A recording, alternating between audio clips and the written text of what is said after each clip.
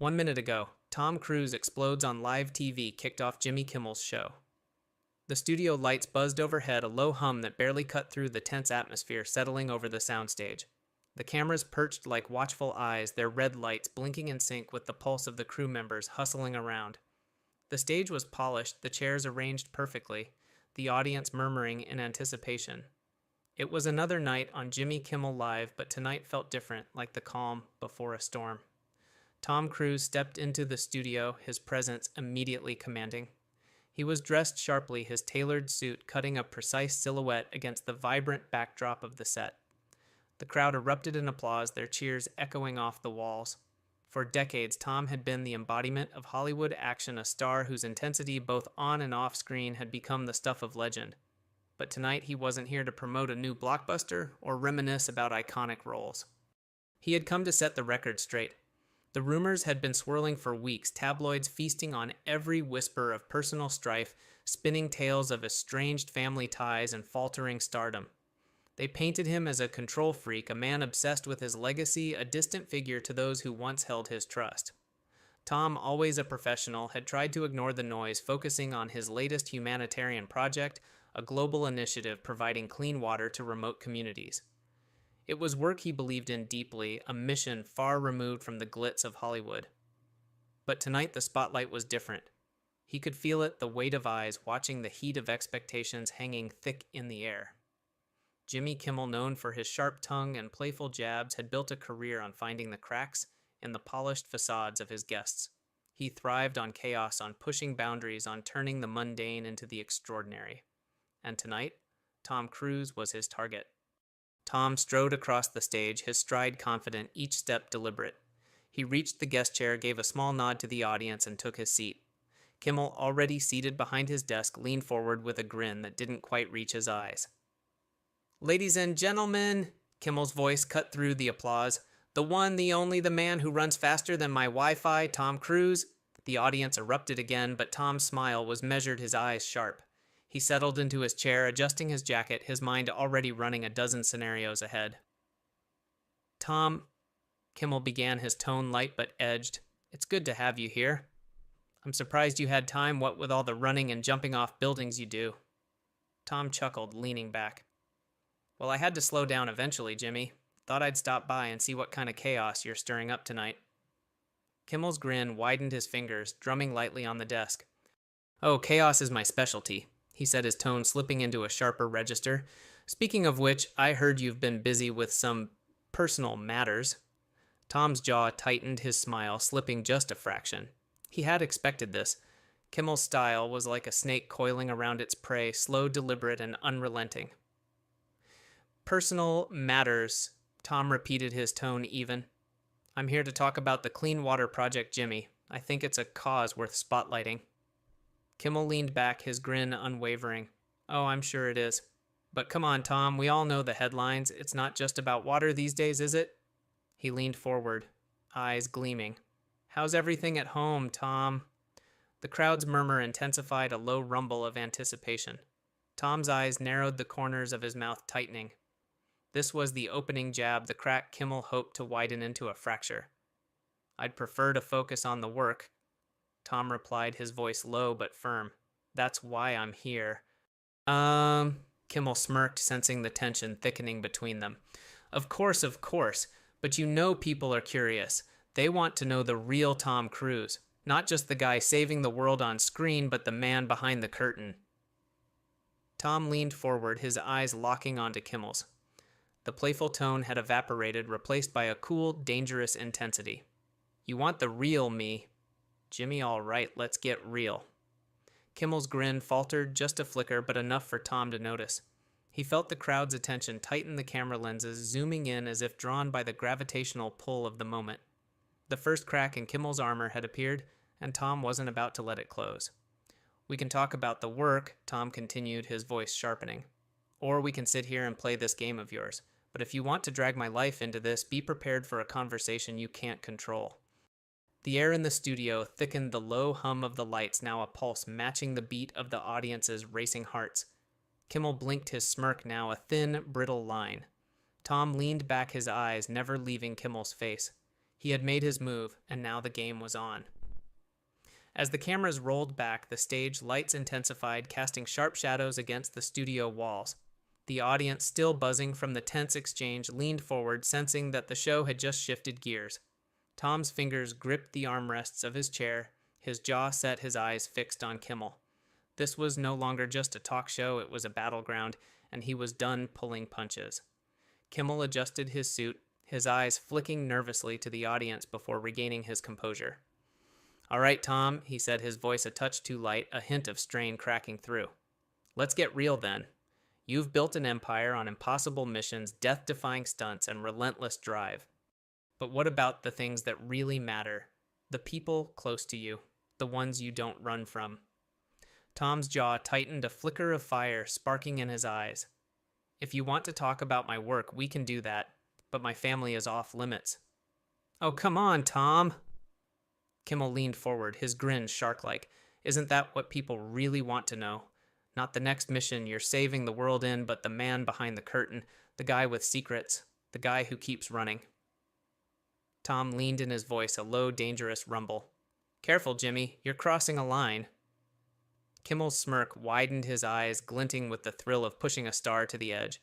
The cameras zoomed in, the audience's breath collectively held. This was what they came for. "All right," Kimmel continued, leaning back with a feigned air of casualness. "We'll play it your way.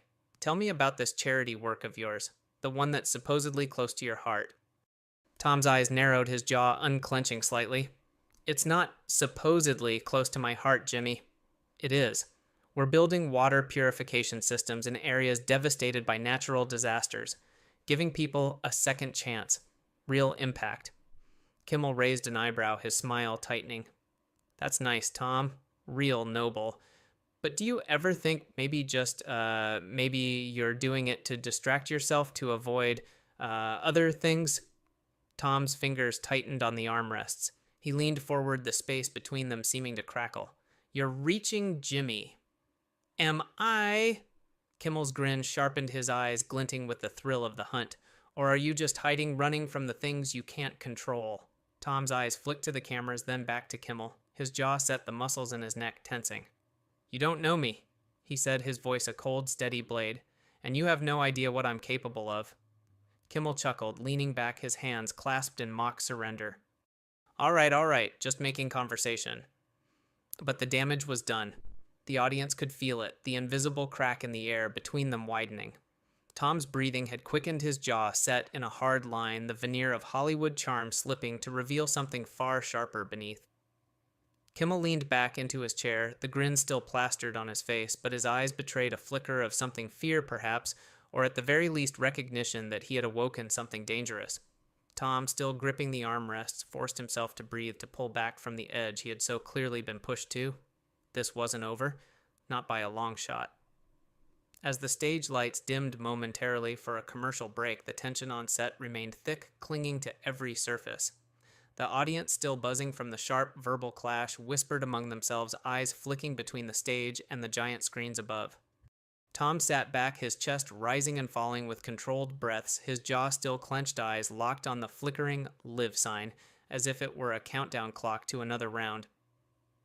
Kimmel shuffled his note cards, his face a strained mask of forced composure. He could feel the crack in his show's polished surface widening, threatening to split open if he didn't regain control. His fingers twitched the cards, trembling slightly as he glanced at his producer offstage, who was frantically gesturing for calm. The red light above camera 2 blinked back to life, and the familiar hum of the live feed filled the room once more. The audience straightened, the buzz of whispered speculation cutting off abruptly. Kimmel plastered on his trademark grin, but the edges of his mouth quivered, his eyes flickering with the remnants of Tom's warning. "Welcome back to Jimmy Kimmel Live, Izetatur," he said, his voice a half octave higher than usual, betraying the adrenaline still coursing through his veins. "We're here with the one and only Tom Cruz, and it's getting a little intense tonight." He forced a chuckle, the sound falling flat in the charged air. Tom leaned forward, his elbows resting on his knees, his eyes never leaving Kimmel. He felt the heat of the spotlight, the weight of the camera lenses trained on him, but he had long since stopped caring about how this looked.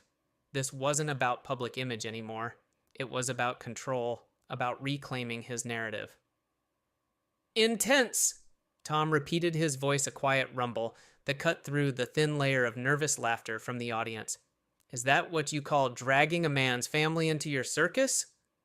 Kimmel's grin twitched, his fingers tightening around his cards. Hey, we're just having a little fun here, Tom. Lighten up, it's what we do.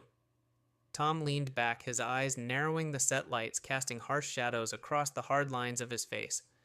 If this is your idea of fun, Jimmy, then maybe you've forgotten what real conversations look like. The crowd murmured a few scattered claps of approval, cutting through the tension. Kimmel's eyes flicked nervously to the side, catching the producer's frantic hand signals to move on, but he pressed forward, unwilling to back down. His pride, his show, his stage, all felt precariously balanced on the edge of this encounter. Look, Tom, Kimmel said, his voice straining to sound casual. I'm just trying to get to the heart of the man behind the stunts. The real Tom Cruz, the one people don't see. Tom's eyes narrowed further, his jaw tightening. You don't know me, Jimmy. You don't get to define me. Kimmel leaned forward, his elbows resting on his desk, the edge of his grin sharpening into a sneer. Oh, come on. You spend your life jumping out of planes, hanging off cliffs, saving the world on screen. But what about the things you're really running from? Tom's jaw flexed, his nostrils flaring as he inhaled sharply. The audience leaned in the tension, pulling them toward the confrontation like a gravitational force. This was no longer just a late-night interview. It was a showdown. Running, Tom's voice dropped a low, dangerous tone that sent a chill through the audience. You think I'm running from something, Jimmy? Kimmel's grin grew wider, his confidence seemingly returning as he sensed blood in the water. Yeah, maybe from yourself? Maybe from the people you've left behind. The people who really know you. Tom's hands gripped the armrests, his knuckles whitening. He leaned forward, his face inches from Kimmel's, the camera zooming in to catch every flicker of emotion. You have no idea what you're talking about, he said, his voice a quiet, controlled growl. You sit here night after night making jokes at other people's expense, pretending you know their lives, their struggles. But you don't know me. The studio fell into a thick, uneasy silence. Kimmel's grin froze, the bravado slipping as he realized the depth of the line he had just crossed. His eyes flicked to the side again, catching the wide-eyed stares of his crew, the producer making frantic slashing motions across his throat, the universal signal to cut it off. But Kimmel pushed on his pride, pushing him past the point of no return. You're right, he said, his voice dropping into a lower, more menacing register. Maybe I don't know you, but the world thinks it does. And that's the Tom Cruise they see. Tom's eyes locked onto Kimmel's, his gaze icy, unblinking. He leaned back, slowly releasing his grip on the armrests, his composure returning. You think you know me because of what you read in the tabloids. Because of what you see in your gossip rags, you have no idea. No. Kimmel opened his mouth to retort, but the words caught in his throat. He had poked the bear, and now he could see the fire smoldering just beneath the surface. The audience sat frozen, the room crackling with anticipation, the thin veneer of comedy long gone. You wanted a reaction? Jimmy, Tom said, his voice steady, each word a quiet, measured blow. Congratulations, you got one. The camera lights blinked the red recording signs reflecting in Tom's steely eyes. He leaned back, crossing his arms, his presence filling the studio with a silent, overwhelming intensity. Kimmel, his face pale, his fingers trembling around the stack of note cards, forced a weak, hollow chuckle. Well, he stammered, that's live TV, folks. But no one was laughing. As the stage lights flared back to life, the audience's murmurs grew into a low, anxious hum. The air was thick with anticipation, a palpable tension that clung to every corner of the studio. Tom's stare had never broken from Kimmel, his eyes' dark jaw clenched, a statue of defiance carved into the leather chair. He had taken Kimmel's bait, but he wasn't about to be reeled in easily. The cameras zoomed in lenses like the hungry eyes of vultures circling a fresh battlefield. Kimmel adjusted his tie a nervous tick, betraying the confident grin still plastered on his face. He leaned forward, fingers tightening around his cue cards, his eyes flicking toward the monitor where the tabloid headlines still blared like warning sirens. He had pushed his luck, and the audience sensed it. So Tom Kimmel said, his voice straining to sound casual, You've always been a man of action, always pushing the limits, defying the odds. But I've got to ask, how do you keep running when everything around you seems to be falling apart? Tom's jaw tightened further, the muscles in his neck visibly coiling. He leaned forward, his posture shifting from defensive to offensive, his voice a low growl. You want to talk about falling apart, Jimmy? Let's talk about the real you for a second. The audience inhaled sharply. Kimmel's grin froze, a flicker of panic flashing across his eyes. This wasn't on the script. Oh, come on, Tom. Kimmel tried to wave it off, his laugh forced brittle. This isn't about me. Tom's gaze didn't waver, his eyes boring into Kimmel's. No, you wanted real, right? You wanted to cross the line, so let's cross it. You sit here night after night tearing people down for laughs. You hide behind your desk, behind your jokes, because it's easier to mock than to stand up for something real. Kimmel's smirk twitched, his fingers tightening around his cue cards. The audience was deathly silent now, the tension a live wire sparking in the air. You think you're safe up there throwing punches without ever stepping into the ring? Tom continued, his voice rising, each word sharp-cutting. You poke at people's lives, their struggles, their families, and you think it's all just part of the show. You think there are no consequences. Kimmel swallowed his eyes, darting to the stage director, the silent plea for a cut. Too commercial, ignored. He had no escape now, cornered on his own stage. Tom leaned in closer, his voice dropping to a dangerous whisper. You've made a living off of other people's pain, Jimmy. But what happens when the cameras turn off, when the laughs fade, when the only person left to face is yourself? Kimmel's face blanched, the smirk gone, his fingers trembling slightly on the desk. The studio light seemed harsher now, exposing every line, every crack in his facade. You sit here acting like a king, but deep down you're just as scared as the people you mock. Tom continued, his words a relentless barrage. Scared of being forgotten, scared of being exposed, scared of facing the fact that without this desk, without this stage, you are nothing more than a man with a script and a spotlight. A hush fell over the room, the air thick and suffocating.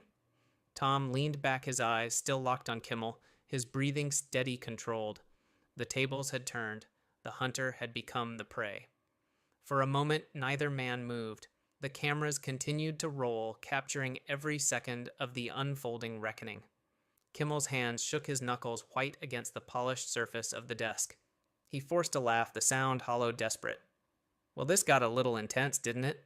Tom's eyes narrowed, his face an unreadable mask. You wanted a show, Jimmy. Welcome to the real one. The studio felt different now. The once bright stage lights had taken on a harsher tone, their beams cutting through the air like blades. The audience, still buzzing from Tom's blistering retort, leaned forward, sensing the tides had shifted. Kimmel, usually in control, his grin a permanent fixture, now seemed smaller behind his desk, the bravado slipping his eyes, darting nervously as Tom sat back, his expression one of cold, calculated fury. The cameras captured every tense second, the low whir of their motors, the only sound cutting through the strained silence. Tom adjusted his cuffs, his jaw set, eyes unblinking as they locked onto Kimmel's. The veteran host, fingers still clutching his cue cards, managed a weak chuckle, the sound hollow, an echo of his usual self. So Tom Kimmel finally stammered, his voice tinged with a forced casualness. You've always been about control. The guy who does his own stunts, who pushes every limit, but I guess some things are just out of control, huh? Tom's lips tightened, the muscles in his neck flexing. He leaned in, his voice a low, steady rumble. You want to talk about control? Jimmy, let's talk about it. The crowd tensed, sensing the crackle of electricity in the air. Kimmel's smirk faltered, his eyes narrowing. He knew he was on the edge of a precipice, but he couldn't back down now. He leaned forward, his elbows resting on the desk, a faint sheen of sweat glistening on his brow. Control, Tom. Is that what this is about? Kimmel said, his voice climbing in pitch, the strain clear. You come here sitting in my chair on my stage, trying to turn the tables. He let out a strained laugh, his fingers tapping nervously against the desk. You know you've been playing the hero for so long, I wonder if you even remember what it's like to be a real person. Tom's eyes narrowed, his jaw clenching, a flicker of something dangerous flashing in his gaze. A real person, Jimmy. he said slowly, his voice dropping to a near whisper that cut through the studio like a blade. You want to talk about real things. All right, let's get real. Kimmel's smirk returned, though, weaker, a pale imitation of his usual confidence. Sure, Tom. Real. Like those stories we keep hearing, the whispers, the headlines. He gestured grandly to the screen behind him where tabloid clippings flickered mock articles, scandalous headlines, each one a jab at Tom's tightly controlled public image. Tom's eyes followed the flickering images, his jaw tightening further. The audience leaned in their breaths, held the tension, a living thing that crackled through the air. Is that all you've got? Tom said, his voice steady, eyes never leaving the screen. Headlines. Gossip. The same recycled garbage that's been thrown at me for years. You think that's real? Jimmy Kimmel's eyes flashed, his grin tightening into a thin line. It's what people see, Tom. It's what they believe. Tom leaned forward, his eyes locking onto Kimmel's, the intensity of his stare unblinking. You should know better than most that the truth isn't what sells. It's the lie. It's the drama. It's the spectacle. You make a living off of it, feeding on the doubts, the fears, the insecurities of others. Kimmel's face twitched, a flicker of uncertainty crossing his features. He glanced at his cue cards as if searching for a lifeline, but found none.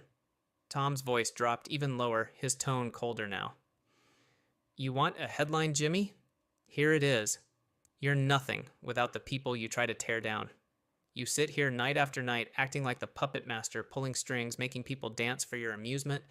But the truth is, without this desk, without these cameras, without someone else's misery to laugh at, you're just another scared little man clinging to relevance. The crowd gasped, the studio hair growing thicker, the temperature seeming to rise as the power dynamic continued its brutal reversal. Kimmel's smirk had vanished completely, his fingers now clutching the edge of his desk, his knuckles white. You think you can come in here and lecture me? Kimmel shot back, his voice shaking, a bead of sweat trickling down his temple. You think you're better than me, just because you've got a couple of blockbuster hits under your belt, because you do your own stunts. Tom leaned back, his gaze never breaking his silence, a weapon as sharp as any blade. He crossed his arms, his expression one of grim satisfaction.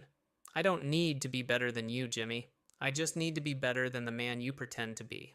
A heavy silence fell over the studio, the audience too stunned to react, the cameras capturing every second of Kimmel's unraveling. He glanced around, eyes darting to the crew, to the exit, to anywhere but the intense, unyielding stare of the man sitting across from him. Finally, Kimmel forced a chuckle, the sound cracking under the strain. All right, Tom. You made your point. Let's move on. But Tom didn't move, his eyes still locked onto Kimmel's. His jaw set his presence, a quiet, seething force. No, Jimmy, he said, his voice low, each word deliberate. We're just getting started. The audience had been pulled into the storm, their eyes wide breaths, shallow as the air in the studio grew thick with unspoken fury. The cameras zoomed in lenses, practically trembling as they captured the standoff between Tom and Kimmel. This was no longer just a late-night talk show segment. It had become a psychological battlefield, each word a shot fired, each glare a challenge. Kimmel leaned back, forcing a thin smile, but his fingers gripped the edge of his desk, the knuckles turning white. He had underestimated Tom's resolve, misjudged the steel behind the actor's polished exterior. Now the cracks in his facade were starting to show, and the audience could sense it. Tom's eyes never left him, twin storms locked onto a man desperately clinging to control. So, Tom, Kimmel began, his voice straining to sound casual. We've talked about your projects, your stunts, the amazing things you do on screen, but let's talk about something a little more real, something closer to home. Tom's jaw tightened, a flicker of tension crossing his face. He leaned forward, eyes narrowing. Careful, Jimmy. Oh, come on! Kimmel pressed, his tone shifting, turning sharper like a blade being drawn. Everyone has their secrets. Everyone has their regrets. The crowd hushed, their anticipation a living thing. Tom's gaze hardened, his presence a coiled spring ready to unleash. Kimmel was playing a dangerous game, and the stakes were rising. J.D. Vance kicked off Jimmy Kimmel's show after heated clash. The night's guest, J.D. Vance, Vice President of the United States. Not a movie star, not a pop singer, not a viral TikToker, an intellectual pit bull in a tailored navy suit, a man shaped by poverty, anger, and a deep mistrust of the very media circus he was walking into. If Clint Eastwood walked in like a gunslinger, Vance entered like a prosecutor with his case already won. He just hadn't presented the evidence yet. Backstage tension simmered. A producer whispered sharply into a headset. "He's too calm." His aide, Anna Stoic, sharp-eyed, the kind of woman who read Wall Street Journal footnotes for fun, leaned against the door frame, arms crossed. "I told you," she muttered to the control booth. "Don't try to make him a meme. He'll make you a footnote." The director waved her off. "It's just comedy. He'll play along." She didn't smile. "You're about to find out the difference between late-night jokes and long-term consequences." Cut to Jimmy. The monologue was electric. He carved up the day's headlines with surgical sarcasm, slapped around a tech CEO, mocked a senator's awkward speech. The audience roared. Jimmy paused, smiled, and dropped the setup. All right, folks, let's welcome tonight's guest. The man who wrote Hillbilly Elegy somehow got a seat in the White House and probably thinks this studio's a liberal swamp. Give it up for Vice President J.D. Vance. Cue the music. Gritty rock. A bass line that tried to sound like rebellion but came off like theme park punk. And then he walked in. No swagger, no smile, just presence. A politician who knew he wasn't among friends and didn't need to be. J.D. Vance shook Jimmy's hand with a grip that didn't say thank you for having me. It said, "This is going to be educational for you." He sat, back straight, eyes scanning the crowd like he was reading a room full of sealed indictments. The laughter died a little too fast. Jimmy cleared his throat. "So, how's Washington still standing?" Vance said, which frankly surprises all of us. The first few minutes were cordial. Talk of policy, infrastructure, some bipartisan throat clearing. But Jimmy wasn't here for policy. He wanted a punchline. He pivoted, faux grin locked in toward Vance's roots. "So tell us, do you still ride tractors through Ohio when you're not managing the Senate floor?" The crowd chuckled. Vance didn't. "Only when I'm not running through lazy media stereotypes," he said flatly. A few uneasy laughs. Jimmy leaned back, tried to redirect. "Hey, you're the one who called your childhood hillbilly." "I'm just quoting the memoir. I called it Elegy Jimmy. Elegy means lament, mourning, not a punchline." The studio didn't know whether to laugh or listen. Vance leaned in just slightly. "You read the title." "But I lived the story." Then came the pivot. Jimmy grinned, the surprise prop moment queued up. He reached behind the desk, pulled out a battered old camouflage baseball cap with the slogan "Make Appalachia Funny Again" stitched in white thread. "Come on, Mr. Vice President, one quick shot for the fans. Hillbilly meets Hollywood." The audience clapped. The cue cards had worked. The viral moment was ready. The problem, J.D. Vance wasn't playing. He looked at the hat, then at Jimmy, then at the studio. "Put that away," he said. "Before this turns into a live demonstration of the difference between satire and condescension. Silence. Not the planned kind. Not the laugh track takes a breath kind. The kind that makes producers sweat. The kind that makes viewers shift in their seats, not because something funny's coming, but because something real just cracked through the varnish." Anna backstage didn't blink. She whispered to the stage manager, "If they keep pushing, this is going to be a civics lesson, not a skit." Jimmy tried to recover. "It's just a bit of fun, Mr. Vice President. I'm sure it is," Vance replied. "But you know what's not fun? Watching the working class get mocked for 20 years by people who wouldn't last a week without DoorDash and Wi-Fi." The crowd gasped. Then a pocket of them clapped. Just a few, but they weren't laughing. They were leaning in. Jimmy forced a grin. "You're really not into this talk show thing, huh?" "No, Jimmy. I'm just not into the part where comedy becomes cover fire for ignorance." The air tightened. The band was silent. The cue cards blank. For the first time all night, Jimmy had nothing clever to say. Jimmy's smile was still on his face, but it had gone stiff around the edges like a painting left too long in the sun. The cue cards in his hand had suddenly turned into liabilities. The camera lights didn't feel warm anymore.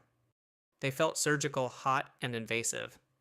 Vice President J.D. Vance hadn't raised his voice. He hadn't thrown a punchline. But the stage had already shifted, and everyone felt it. "Okay," Jimmy said, finally adjusting his jacket and offering a laugh that begged the audience to laugh with him. "Well, we're off to a real firecracker of a start tonight." No one clapped. No one booed either. They were listening now, not to Jimmy, but to the stillness coming off Vance like heat off asphalt. Jimmy scrambled for a pivot. So let's talk about something we can laugh about, lighter stuff. Like, I heard you had a funny moment with the Finnish prime minister, something about their version of barbecue. Vance didn't smile. You mean the diplomatic summit where we negotiated clean energy credits? Sure, Jimmy said, chuckling, but wasn't there a thing with the reindeer ribs? There was. I praised their culinary diplomacy, Vance said flatly. And we secured a bilateral green tech deal that reduces reliance on Chinese solar imports. Hilarious. I know. The audience chuckled nervously. Jimmy blinked, pushed back in his chair a bit. He wasn't used to this kind of resistance. Most guests danced to the rhythm of the crowd. J.D. Vance was changing the song, and people were starting to notice. Anna stood in the wings, arms folded. She leaned in toward a junior producer and whispered, "Watch him try to reset the tone again. He'll go personal next." She wasn't wrong. So, let's go back to Hillbilly Elegy for a second, Jimmy said, voice smooth. You said you wrote it as a tribute to your upbringing, but there's been some, criticism that it punches down, that it paints rural America like a hopeless place.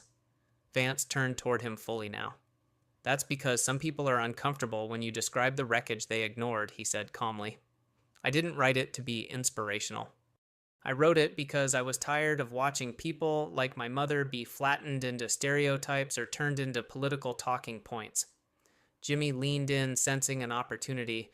So you're saying the media doesn't understand people like your mother? I'm saying they don't try.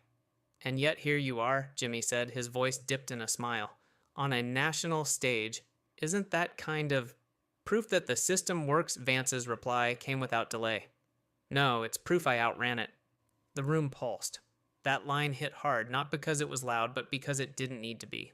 The audience, unsure at first, began to shift again. Someone up front nodded slowly. A woman in the third row whispered to her friend, "That's true, though." Jimmy, feeling the shift but unwilling to surrender, tried again. "You know this isn't a courtroom, Mr. Vice President. We're not here to put America on trial." Vance didn't blink. Maybe not. But America's watching anyway. Silence. Then a single clap. Then a few more. Not thunderous, but undeniable. Jimmy looked off stage, trying to catch the producer's eyes. The signal to cut was there, lingering like a hand over a panic button, but someone in the control room didn't press it. Ratings were spiking. And Vance had just taken control of the room. The cameras kept rolling. Jimmy fumbled for a reset. All right, he said, hands raised as if cooling a heated grill. Let's talk about something bipartisan. Puppies. You've got kids, right? What do they think of you being vice president? Vance didn't smile. They miss me. Sometimes they cry at bedtime, he said, voice steady. You want the polished version or the honest one? Jimmy hesitated. The honest one he offered too quick.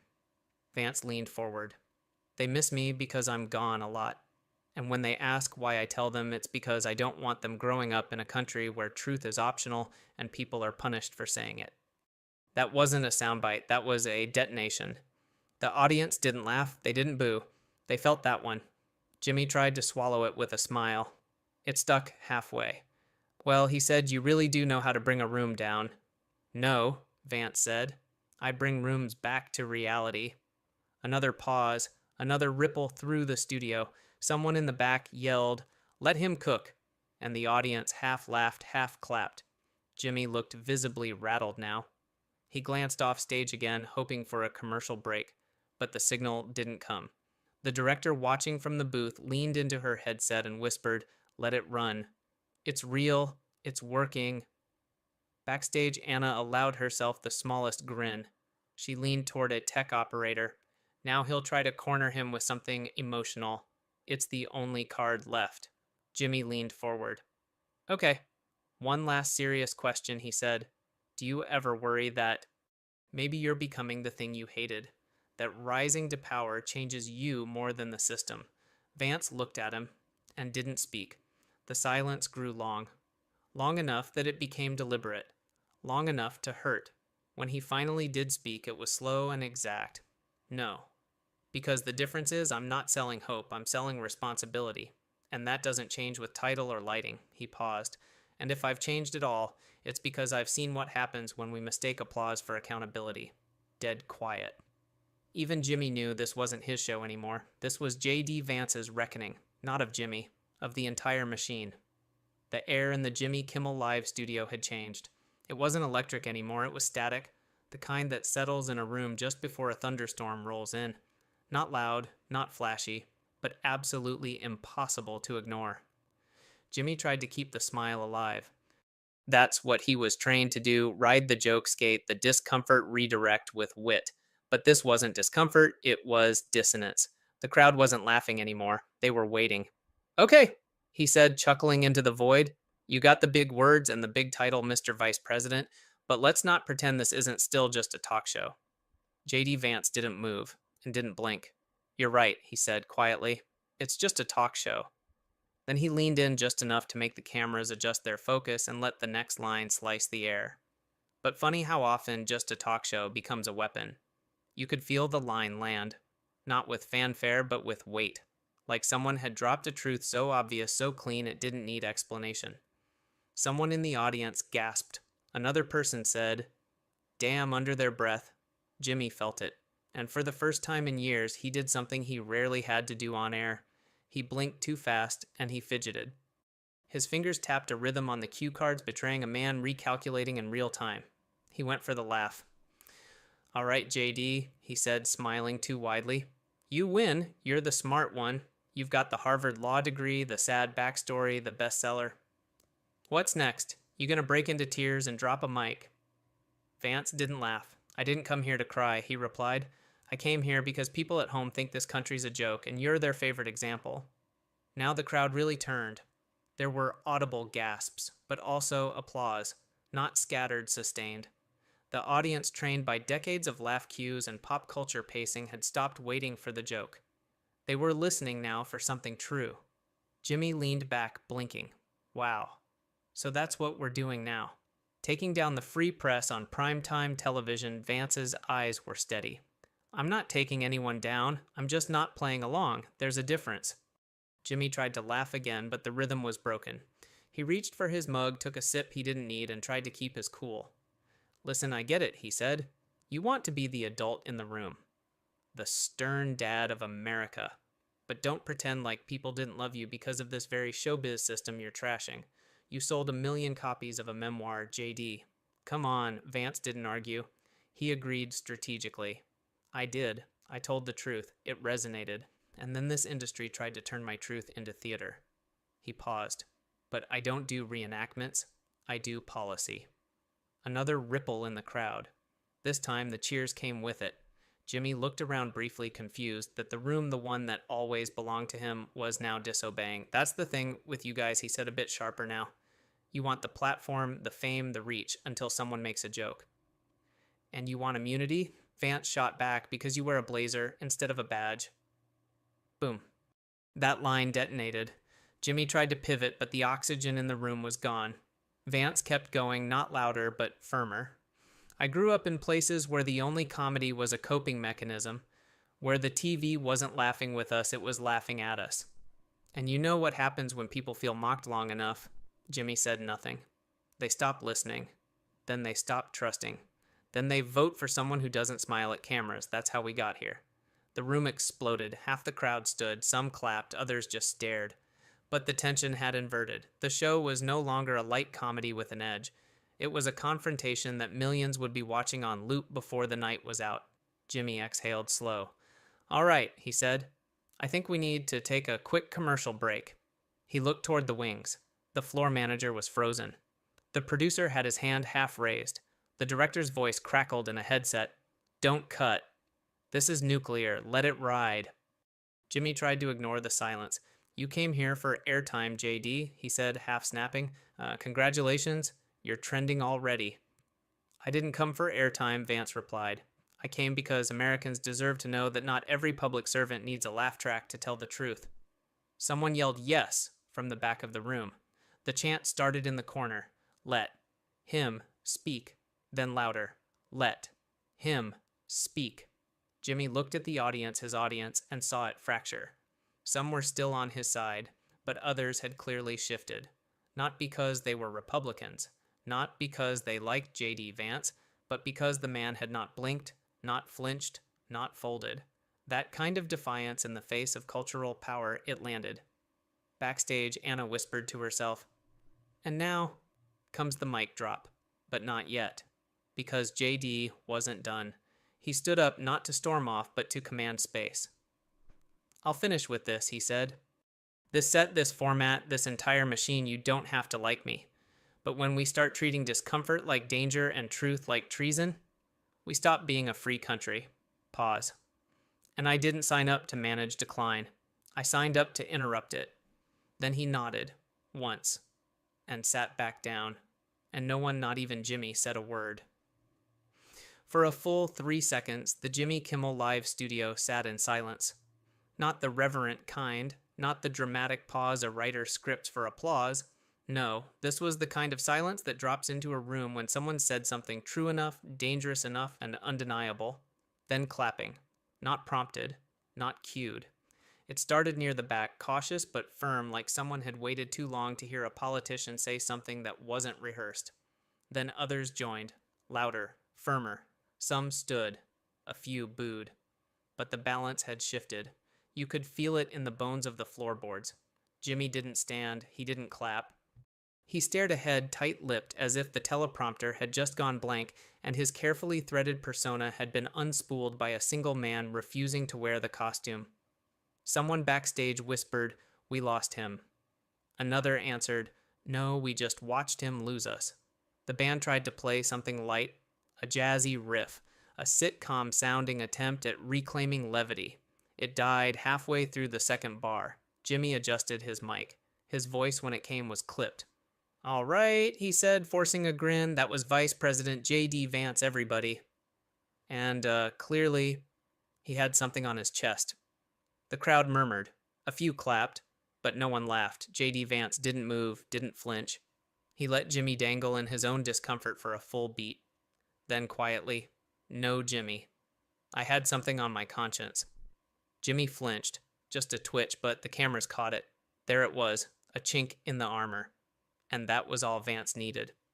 "You know what's funny?" he continued. "You've got an entire crew out there with buttons and scripts and applause signs, and none of them could manufacture what just happened." Jimmy tried to cut in. "Look, we're just trying to run a show here. It's supposed to be entertainment." Vance's voice stayed low. Calm. "That's the problem. You think people tune in for laughs, but most of them are here because they want someone to finally say something that matters. And when someone does, you reach for the joke like it's a fire extinguisher." The audience murmured again. One man shouted, "Let him cook," for the second time that night. This time, it got cheers. Jimmy leaned forward. He tried to regain control, not as a comedian now, but as a host, fighting not to be eclipsed on his own stage. "You're being dramatic," he said. "This is a late-night format. You knew what you were walking into. And you knew who you invited," Vance replied. "But you wanted a viral moment." Obama avoids Diddy allegations. Caroline exposes hidden Obama Diddy photo. Studio explodes. Live broadcast The People's Lens. Primetime talk show. Host Savannah Reed. Savannah host. "Ladies and gentlemen, welcome to The People's Lens.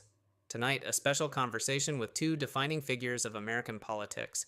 On my right, the former president of the United States, Barack Obama. And joining us from the new wave of political youth, the sharp and fearless Caroline Leavitt. Welcome to both of you." Obama smiling, "Thanks for having me, Caroline. Pleasure to be here." Savannah, "Let's start light, shall we, Mr. President? Any artists you've been enjoying lately?" Obama chuckles. "Well, you know, I've always liked a little Jay-Z, Kendrick, some old school soul." Caroline, "Rap music, huh? That's interesting. Did that include Sean Combs, Diddy?" Obama pauses. I've heard his stuff. Not a huge fan, but yeah, familiar." Caroline leaning in, familiar enough to take a photo with him. Obama raises eyebrow, a photo. Savannah, "Actually, we have that photo. Let's bring it up." Screen behind them lights up. A high-res image of Barack Obama smiling next to Sean Diddy Combs mid-handshake somewhere at a gala. Obama blinking surprised. "Okay, that's from years ago. Probably an event. I met a lot of people." Caroline, "Of course, except this one's different. Because now Mr. Combs is at the center of a criminal trial that's gripping the nation. Abuse, blackmail, narcotics, even underage exploitation. Savannah. Caroline, we haven't confirmed. Caroline ignoring, and here's our former president shaking hands with the man. Obama controlled. That picture doesn't prove a relationship. I meet hundreds of people every week. That's not evidence of knowing someone. Caroline, but you remember the moment, right? The smile wasn't fake. The pose wasn't an accident. Obama. Are we seriously doing this? Caroline, I'm seriously asking, did Diddy ever use that photo to boost his public image? Did he name drop you, Mr. President? Obama shifting in his seat, not that I'm aware of. Caroline, because according to reports he did. Multiple times, interviews, social media. He called you a friend, a supporter. Savannah. Okay, let's slow down.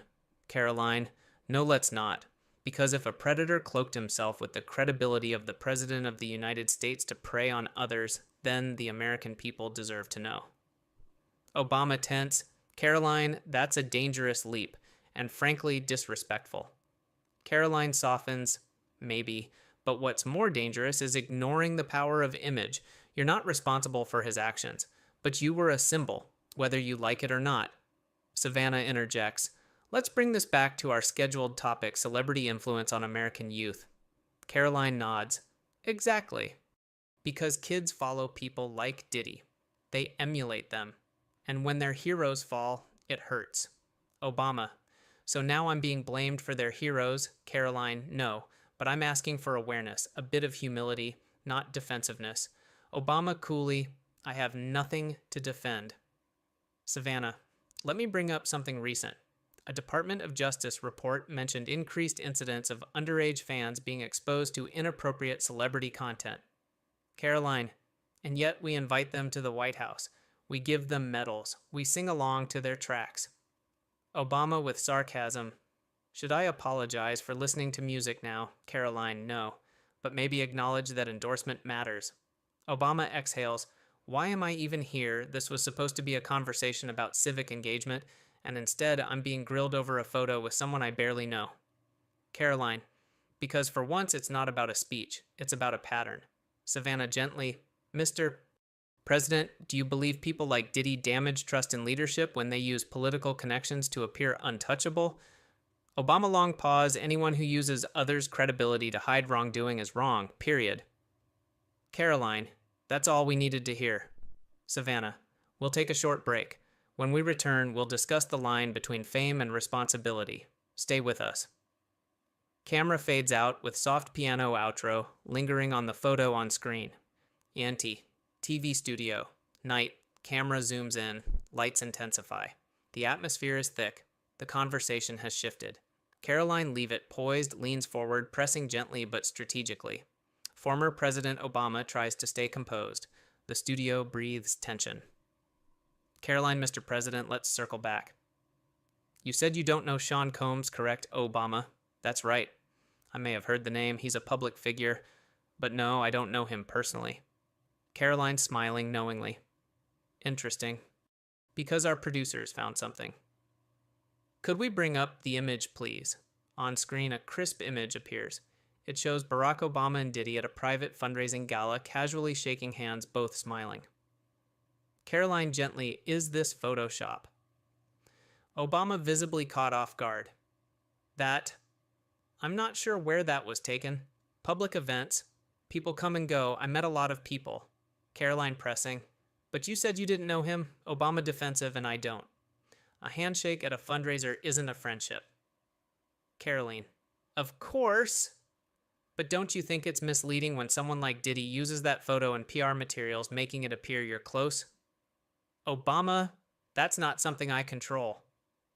Caroline, but what you do control is your platform. Do you condemn the use of your image by someone currently on trial for allegations involving abuse, blackmail, and drug-related crimes, Obama? If someone is abusing my image in ways that hurt the public trust, then yes, I would absolutely distance myself. Caroline nods, but the glint in her eye shows she's not letting go just yet. The live audience murmurs. Caroline, to clarify, you're distancing yourself from Diddy Combs publicly here on national television. Obama carefully, I'm distancing myself from any criminal behavior and anyone found guilty of such actions. Let due process do its work. Host, interjecting. On that note, we need to address the broader implications. Diddy is just one of many high-profile celebrities accused of disturbing behavior. Many of these figures have massive teen followings. Is the entertainment industry influencing our youth in dangerous ways? Caroline passionately, absolutely. And it's about accountability. We're at a point where pop culture stars become moral compasses. They shape identity, behavior, even politics. If we're silent while they exploit that platform, we're complicit. Obama, irritated I was invited here to talk about civic engagement, not dissect the scandal of the week. Caroline softening slightly. And we appreciate your time truly, but civic trust is tied to cultural figures. You said it yourself in past speeches, leadership is influence. That goes beyond elected office. Obama trying to pivot, yes, but host interrupting again. Okay, we'd be remiss not to point out that your administration post-presidency continued relationships with several public figures now under investigation. Are these choices vetted Obama tense? Look, if every photo I took or hand I shook became a loyalty oath, I'd never leave the house. Caroline with a half smile. But isn't that the point? Public figures should be aware of who they're elevating. Diddy's image has power partly because he had access to people like you. Obama exasperated, so now I'm responsible for Diddy's entire career. Caroline calm. Not his career, just the perception. Especially when that perception affects how young Americans see power and privilege. Pause. Obama adjusts his posture. The tension is now a battle of wits. The audience is silent. Then Obama speaks. Obama, tell me something. Ms. Leavitt, why do I feel like my entire political life has less allure than a rapper's private life? Is this really what we've come to? Laughter from a few audience members, but Caroline remains unfazed. She leans in. Caroline, with all due respect. Mr. President, maybe it's not allure. Maybe it's about transparency. Diddy's world is chaotic, but he doesn't run for office. You did. Silence. Caroline lets her point linger. The host jumps in to mediate. Host, let's take a short break. When we come back, we discuss the line between public responsibility and personal association. Stay tuned. Fade out with the theme music. Tension remains in the air. Eant TV studio, continuous. Camera fades in from break. A graphic flashes on screen, influence and accountability. The discussion picks up intensity. The audience is still absorbing Part 2's revelations. Caroline Leavitt and Barack Obama return to their seats. The host gives a signal. Cameras roll. Host, welcome back to the forum. We're continuing a very candid conversation with President Obama and commentator Caroline Leavitt. Let's jump right back in. Caroline lightly. Mr. President, earlier you questioned why you're being compared to a rapper, but let's face it, Diddy isn't just any rapper, he's a cultural icon, and now an alleged criminal. Obama restrained, I don't dispute his influence. But again, proximity doesn't mean partnership. If I attend a gala and someone takes a photo, that's not an endorsement. Caroline fair, but don't you think you had a unique opportunity to set a boundary, then not now, when damage control kicks in Obama, I have thousands of photos with people. Should I do background checks before every handshake? Caroline, not every handshake. But when someone uses your image to amplify their legitimacy, doesn't it require a response? Obama. That's assuming bad faith, that I knew this was his intent? Host turning to Obama. But perception is power. Would you have acted differently now that you know Obama? Yes. If I knew the allegations, I wouldn't have appeared anywhere near him. Caroline gently. Then let's pivot to what this says about power. Diddy didn't just rise on talent, he leveraged proximity to politicians, to institutions. What guardrails should exist? Obama frustrated, you're asking me to be the morality police for everyone I've ever met. That's not leadership, that's paranoia. Host, is it paranoia if cultural figures are influencing policy indirectly? There's increasing concern about entertainers shaping societal norms without accountability. Caroline, especially when they're connected to behavior that would ruin any average citizen. This isn't about one party, Mr. President. This is about a dual justice system, one for elites, one for everyone else. Obama pauses, considering I don't disagree, there are double standards. but let's not make me the avatar for every systemic flaw. Caroline calmly, you were the president.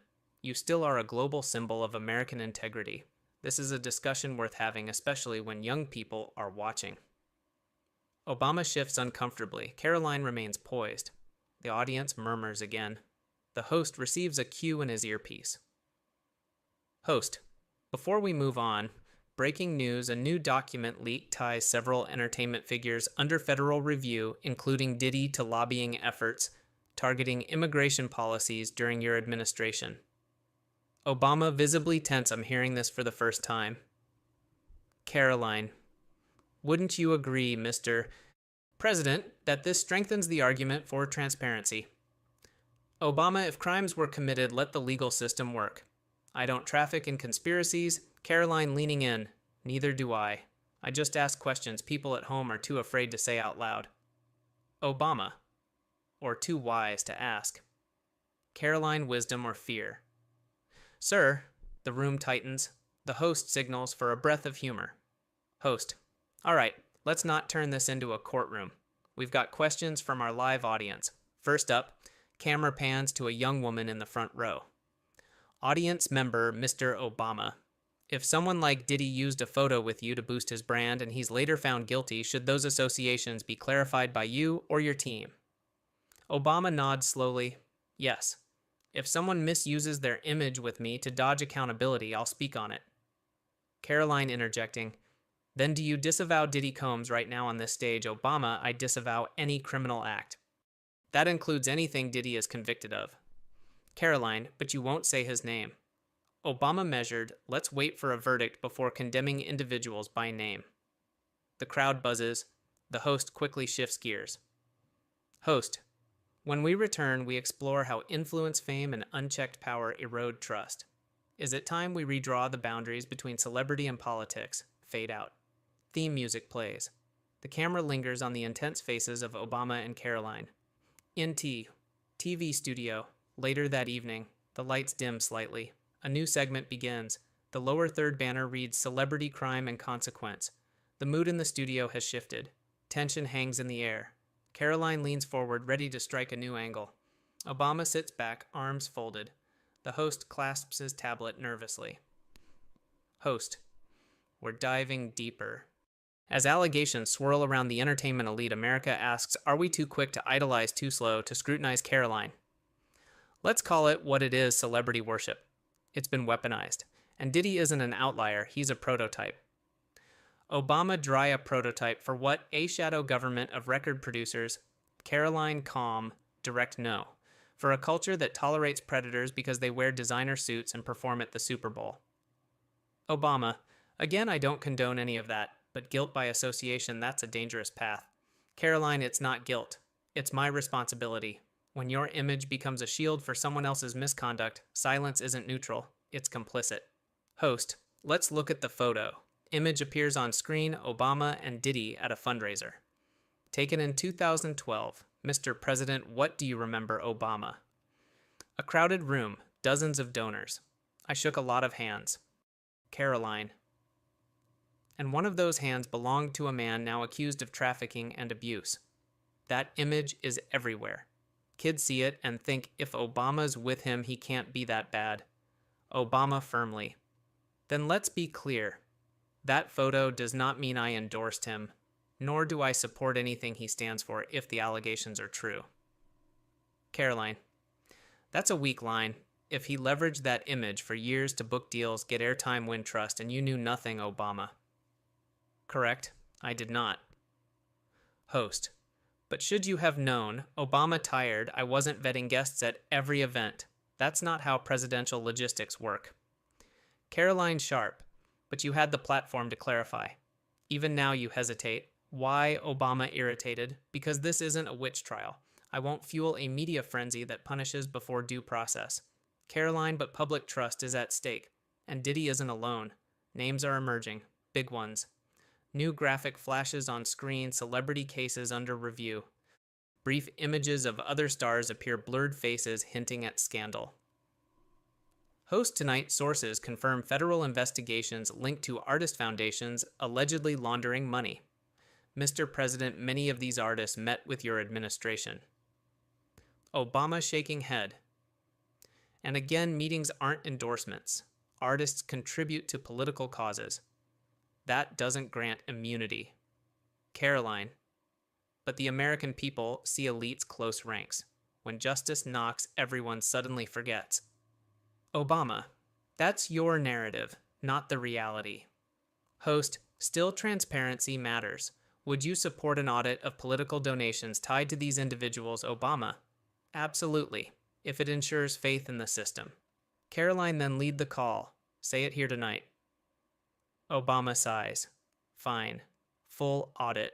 No exceptions. Applause from audience. Caroline softer. Then let's agree on this. Celebrity is not a shield. Fame shouldn't mean freedom from consequence. Obama. On that we do agree. Host. A rare moment of consensus. But as fame and influence blur into power, will accountability follow? The camera pans slowly as lights fade. Audience chatter simmers. The host turns to his notes. Obama remains pensive. Caroline checks her phone. A notification. Breaking. More names released in celebrity corruption probe. Fade to black. NT. TV studio. Post break. Night continues. The host returns with a fresh tone. The screen behind him now shows a new headline: Culture Clash. The price of influence. Host, we're back. The world's watching, and the question. Tonight, when influence crosses into immunity, who checks the powerful Caroline leaning in? That's the issue, isn't it? Influence unchecked becomes impunity. The entertainment industry created monsters, then gave them microphones. Obama. And we're conflating fame with felony now, let's be careful. Caroline, I'm being precise. The people Diddy surrounded himself with: bodyguards, assistants, promoters. They weren't just passive players. They enabled the environment. Obama. And you're suggesting I enabled it too. Caroline, no. I'm suggesting that the silence from leaders like you, after those affiliations became toxic, fed the rot. Host. Let's pivot. Reports suggest young fans emulate stars like Diddy. When allegations arise, their reactions range from disbelief to defense. Caroline. That's influence in real time. It shapes minds.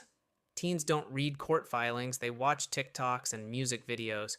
Who's warning them? Obama-appointed parents, communities, educators, not political TV shows. Caroline, calm. Then you understand the urgency, because platforms are louder than parents now. Host. We spoke earlier about a photo. Mr. President, would you agree that those visuals matter more now than ever? Obama, absolutely. Optics matter, but context matters more. Caroline. Then why did your office never clarify the context, even as that photo was weaponized by Diddy's PR team? Obama, because we don't issue statements every time someone uses a handshake to boost their clout. Host. Should we have a system where political figures proactively disavow problematic associations? Obama. If we did, we'd spend more time writing disclaimers than running the country. Caroline. Then don't complain when the disclaimers are written for you by public opinion. Audience murmurs in agreement. The tension thickens. Host, we reached out to legal experts ahead of tonight's broadcast. According to court documents, Diddy is facing multiple charges from racketeering to coercion, yet many of his peers remain silent. Why? Caroline, because they fear exposure, not from crimes, from complicity. Obama. That's speculation, not fact. Caroline, it's pattern recognition. Host, let's take a call. He taps his tablet. We have Angela from Ohio. Go ahead. Caller VO. Why is it that these elites never face consequences until it's too late? And Mr. Obama, would you let your daughters listen to Diddy's music today? Obama pause. No, I wouldn't. Caroline, that's powerful, but it came late. Obama firm. It came honestly. Host, next caller, Jason, New York. Caller to VO. Does Caroline believe Obama should publicly denounce Diddy? Caroline, yes. Not as a political act, as a moral one. Obama, I denounce all acts of abuse. My record on that is clear. Caroline, then say his name. Say Diddy was wrong. Obama, Diddy was wrong if the allegations prove true. Scattered clapping from audience, a few sighs of disappointment. Host. Therein lies the line between politics and principle. Caroline. And it's fading. If we can't call out predators without caveats, what hope do we have? Obama hope lies in due process, not public execution. Host, let's conclude this segment. Joy Behar loses it after Caroline humiliates her. On live TV. Studio lights up. The theme of The View plays as the camera pans across the iconic set. The audience applauds with habitual enthusiasm. The panel sits ready. Joy Behar at the helm, smug and poised. Whoopi Goldberg is absent today. Into this tableau enters Caroline Leavitt, invited as a conservative commentator for a segment on media responsibility. Joy smiling thinly. Welcome back to The View. Today we have Caroline Leavitt with us. She's, 25 former Trump spokesperson, now dipping her toe into political commentary. Quite the resume. Caroline smiling calmly. Thank you, Joy. It's an honor to be here. I've always enjoyed spirited discussions, even if the spirit is occasionally fermented. Audience chuckles nervously. Joy laughs stiffly. Oh, cute. You've got zingers. But let's be serious, Caroline. You're here to defend the indefensible. Your side peddles conspiracy theories like they're Girl Scout cookies. Caroline, and yet you buy them every week, Joy. You just call them hot topics. The audience gasps and then bursts into laughter. Sunny Hostin interjecting, let's dial down the sass and talk substance. Caroline, do you really believe the media has a liberal bias? Caroline, Sunny, with all due respect, if I turned off the closed captions on CNN, I'd still hear MSNBC. Joy, come on, that's lazy. The media isn't biased, it's factual, you just don't like the facts. Caroline, if only facts were as well defended on your show as your makeup routine. Joy. Laughter grows. Joy's smile tightens. Joy, I see someone's trying very hard to go viral. You don't want to debate deer. You want TikTok clips. Caroline, well, considering your ratings lately, a viral clip might be the best thing that happens to this show all week. Mixed applause and groans from the audience. You're very smug for someone who worked for a man who thinks bleach cures COVID. Caroline, and you're very comfortable for someone who thinks being loud is a political strategy. Sunny, Caroline, do you acknowledge election denial is dangerous to democracy? Caroline, absolutely. Just as dangerous as censorship disguised as virtue. Joy, you're comparing lies to moderation that's rich. Caroline, no, I'm comparing arrogance to ignorance. They often share a table, this one for example. Crowd ooze. Producer whispers something off camera, Joy waves it off. Joy, let's be real. No one here has even heard of you until Fox News dragged you out to attack women like me. Caroline, if feminism means silencing younger voices because they challenge you, then perhaps it's time the movement got a software update. Joy, oh please, we paved the way for women like you. Caroline, and now you're busy building toll booths. Audience laughter. Cut to commercial. Tease. Joy clenches jaw. Caroline takes a sip of water calmly. Back from commercial break. The air in the studio is sharper now. Joy sits a bit more upright. Caroline has shed her earlier smile, now exuding steely poise. The next segment is labeled The Cost of Free Speech. Sarah Haynes. So Caroline, you've been pretty vocal about canceling culture. Do you really think there's a war on conservatives, or are they just consequences for bad behavior? Caroline, Sarah, when comedians are afraid to make jokes and students whisper their thoughts like secrets, we're not talking about consequences, we're talking about compliance. Joy, no one's stopping you from talking, you're literally on our show. Caroline, and I appreciate the invitation, though I imagine the producers thought it'd be easier to steamroll. Audience reacts. Joy glances off stage again. Funny. But don't you think there's a difference between censorship and decency? Caroline, there is. And we lose both when gatekeepers confuse personal offense with national policy. Joy. You're not being silenced, Caroline. You're being disagreed with. Learn the difference. Caroline. Joy. If disagreement means being shouted over, labeled, and banned from campus events, then yes, disagreement is the new silencing. Sarah. But that goes both ways. Conservatives cancel people too. Caroline, true, and when they do, I criticize that too. Unlike some folks here, my principles don't clock in and out depending on who's wearing the mic. Joy, You're young. You'll grow out of this moral absolutism. Caroline, and you're seasoned, which makes your double standards less forgivable. Scattered gasps. Caroline leans in slightly. Caroline, let's be honest, Joy. When you speak, you don't just speak as a comedian or a host. You carry the weight of liberal legacy. And when you mock people of faith, downplay crime in cities, or generalize half the country, it's not just your opinion. It's a signal. And that signal has real-world consequences. Joy, I'm not responsible for how fragile people interpret jokes. Caroline, no, but you are responsible when those jokes become doctrine in schools, policy, and city halls, and hashtags that get people fired. Sunny, you're making it sound like words are violence. Caroline, no, I'm saying words build atmospheres, and Joy's forecast is always overcast and snide. Joy narrows eyes. Caroline's voice remains calm, her pace deliberate. Caroline, you think mockery is resistance, but mockery without risk is just comfort disguised as courage. Joy, you're preaching from a pedestal you didn't build. Caroline, no, I'm standing on the cracked concrete of what you left behind and try not to trip over your ego. Audience laughs, some clap. The tension escalates. Sure. Okay, let's cool down before the mugs start flying. Caroline, don't worry, I don't throw mugs. I throw ideas. Joy, oh honey, those weren't ideas. They were talking points wrapped in attitude. Caroline, coming from someone who mistakes volume for vision, I'll take that as a compliment. Camera pans to the audience, a mix of surprised laughter, a few raised eyebrows. Sunny, we're going to take a quick break. When we come back, Caroline, on big tech bias and why she believes the media is not just broken, it's complicit. Cut to commercial. Returning from commercial, the air is stiff with tension. Caroline now commands the table with unnerving calm. Joy holds her coffee cup like a shield. The graphic reads media misinformation and muzzled voices. Sunny, Caroline, you've accused the mainstream media of moral cowardice. What does that mean exactly? Caroline, it means the media has abandoned the truth for team jerseys. Instead of watchdogs, they've become lapdogs to whatever narrative aligns with their ideology. Joy.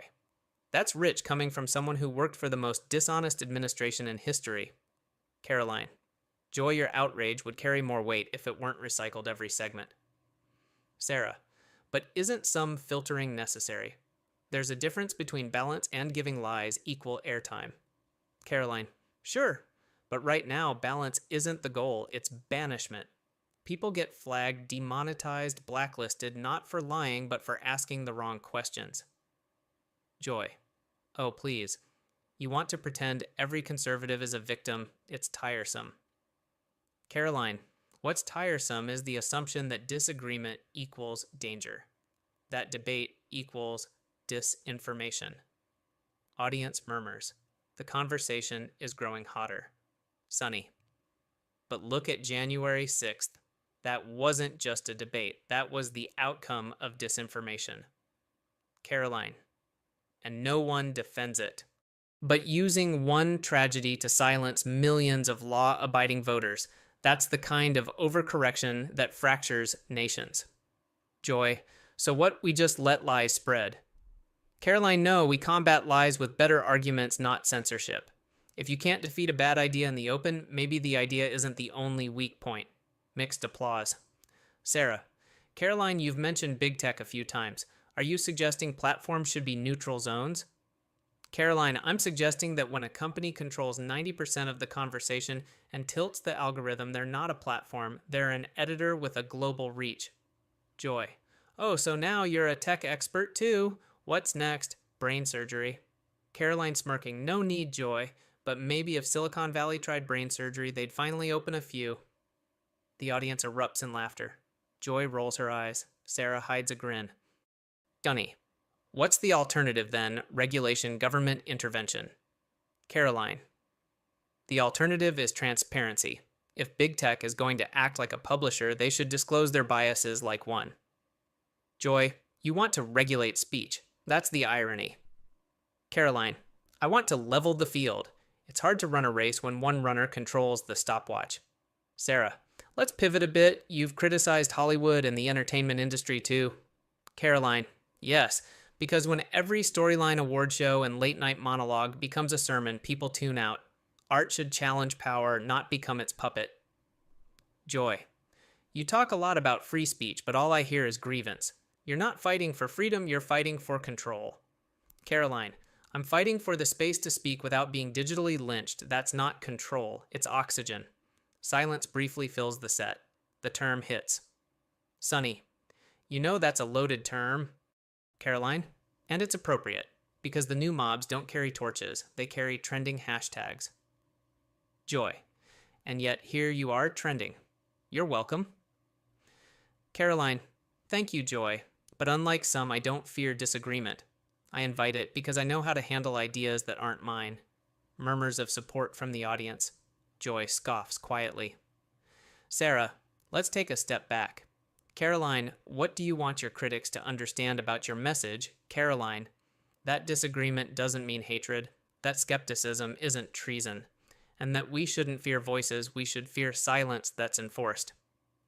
Joy, easy to say when your voice is the one echoing through microphones.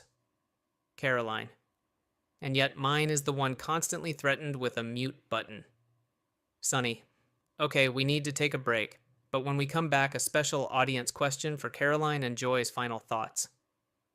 Audience claps as camera zooms out. Caroline crosses her legs, still poised. Joy frowns at her note card. A producer walks briskly across the back set. Back from commercial. The camera pans across the audience. The tension in the studio feels like it's thick enough to slice with a letter opener. A new segment begins. The viewers have a voice. A soft spotlight illuminates a hand raised in the second row. The host cues the floor mic. Sarah, we're opening the floor to our audience. You are there in the second row. Go ahead. Audience member female. 30s. Thanks. I just want to ask Caroline something directly. You say canceling culture silences voices, but don't you think certain views, especially dangerous or hateful ones, deserve to be deplatformed? Caroline nodding thoughtfully. That's a fair question. Here's my answer. Deplatforming works when you're dealing with incitement. But these days, we deplatform people for having an unpopular opinion, not for threatening violence, but for questioning consensus. Xie, sometimes that unpopular opinion is coded hate speech. You just dress it in nice shoes.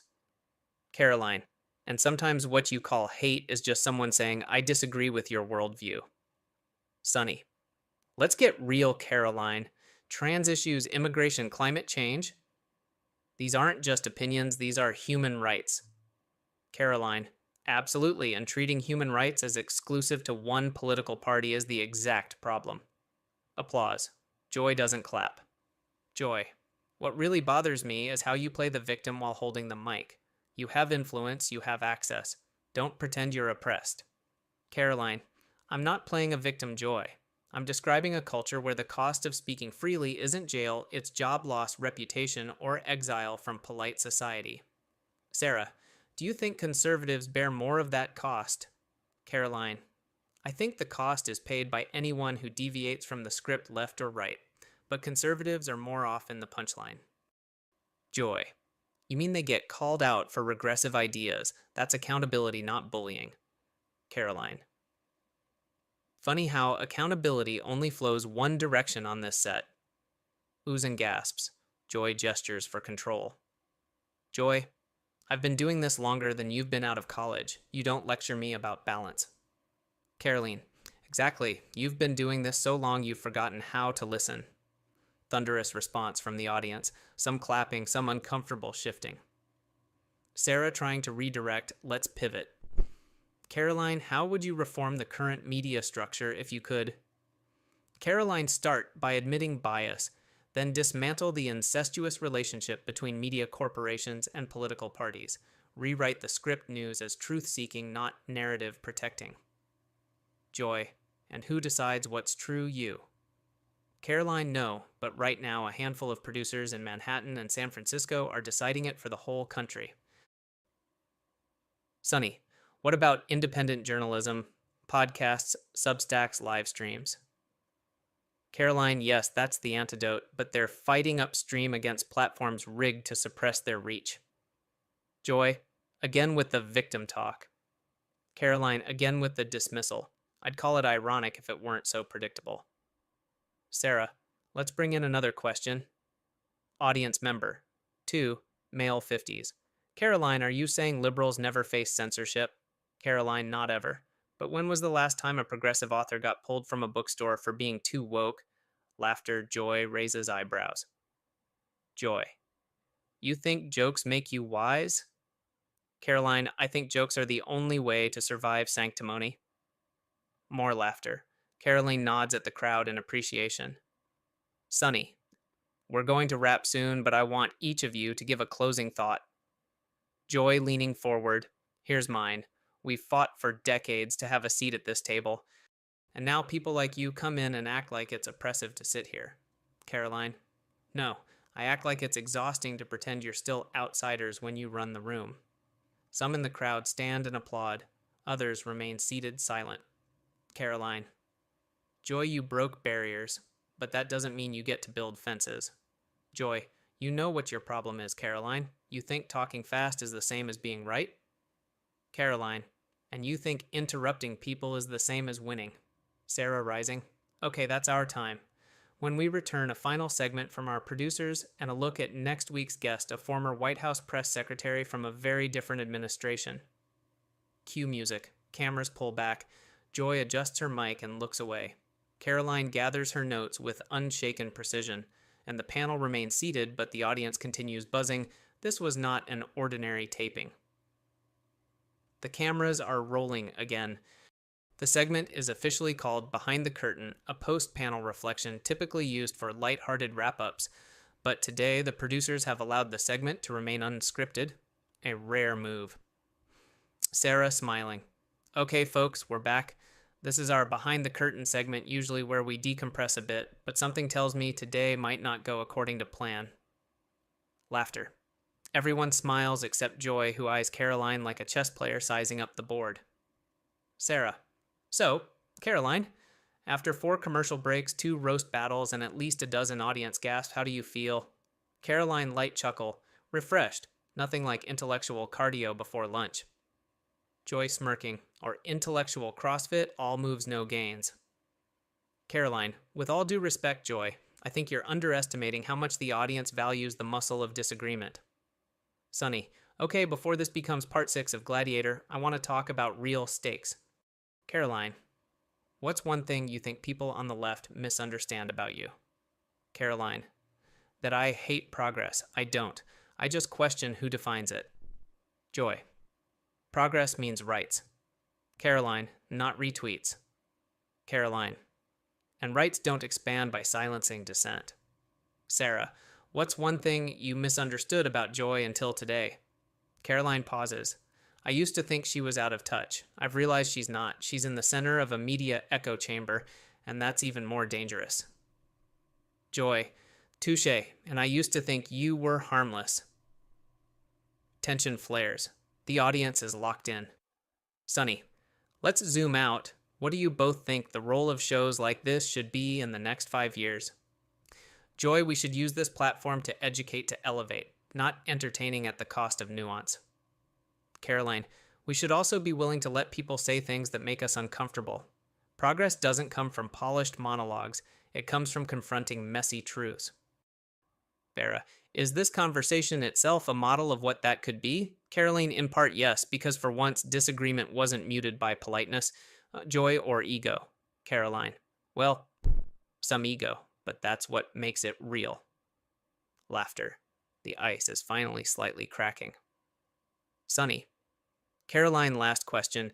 If you could say one sentence to the millions of people watching the people who feel either unseen or unheard, what would it be? Caroline, your voice matters, even when it trembles, especially when it trembles. Sarah, joy. Joy a beat, then measured. If you're going to use your voice, do it with a spine, not just a script.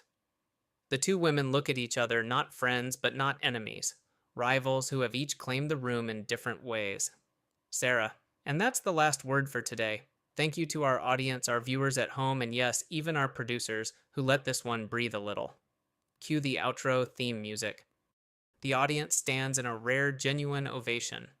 Not all cheering for the same side, but for the battle itself. For the tension that didn't collapse.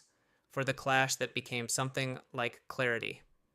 As the camera fades, Caroline and Joy exchange a quiet nod. Maybe not peace, but permission. To continue, to come back, to keep the conversation going. It's hours later. The studio lights are dimmed. The crew begins to tear down. Most of the audience has left, but the buzz hasn't faded, it's just moved online. Clips of the confrontation dominate social media hashtags, trending side-by-side reaction videos, fan edits dubbing Caroline the right-wing riptide and Joy the liberal lioness. The View has accidentally aired its most viral episode in years. Trident producers control room night. 2 producers watch the real-time analytics. Comments scroll faster than the screen can load. The clip of Caroline's final line, especially when it trembles, is already stitched into TikTok's meme threads and late-night monologues. Producer 1, we knew it would spark, but this is a wildfire. Producer 2, we're trending in 5 countries. Sponsors are calling, have to cancel, have to double down. Producer 1, should we prepare for fallout? Producer 2, we should prepare for a sequel.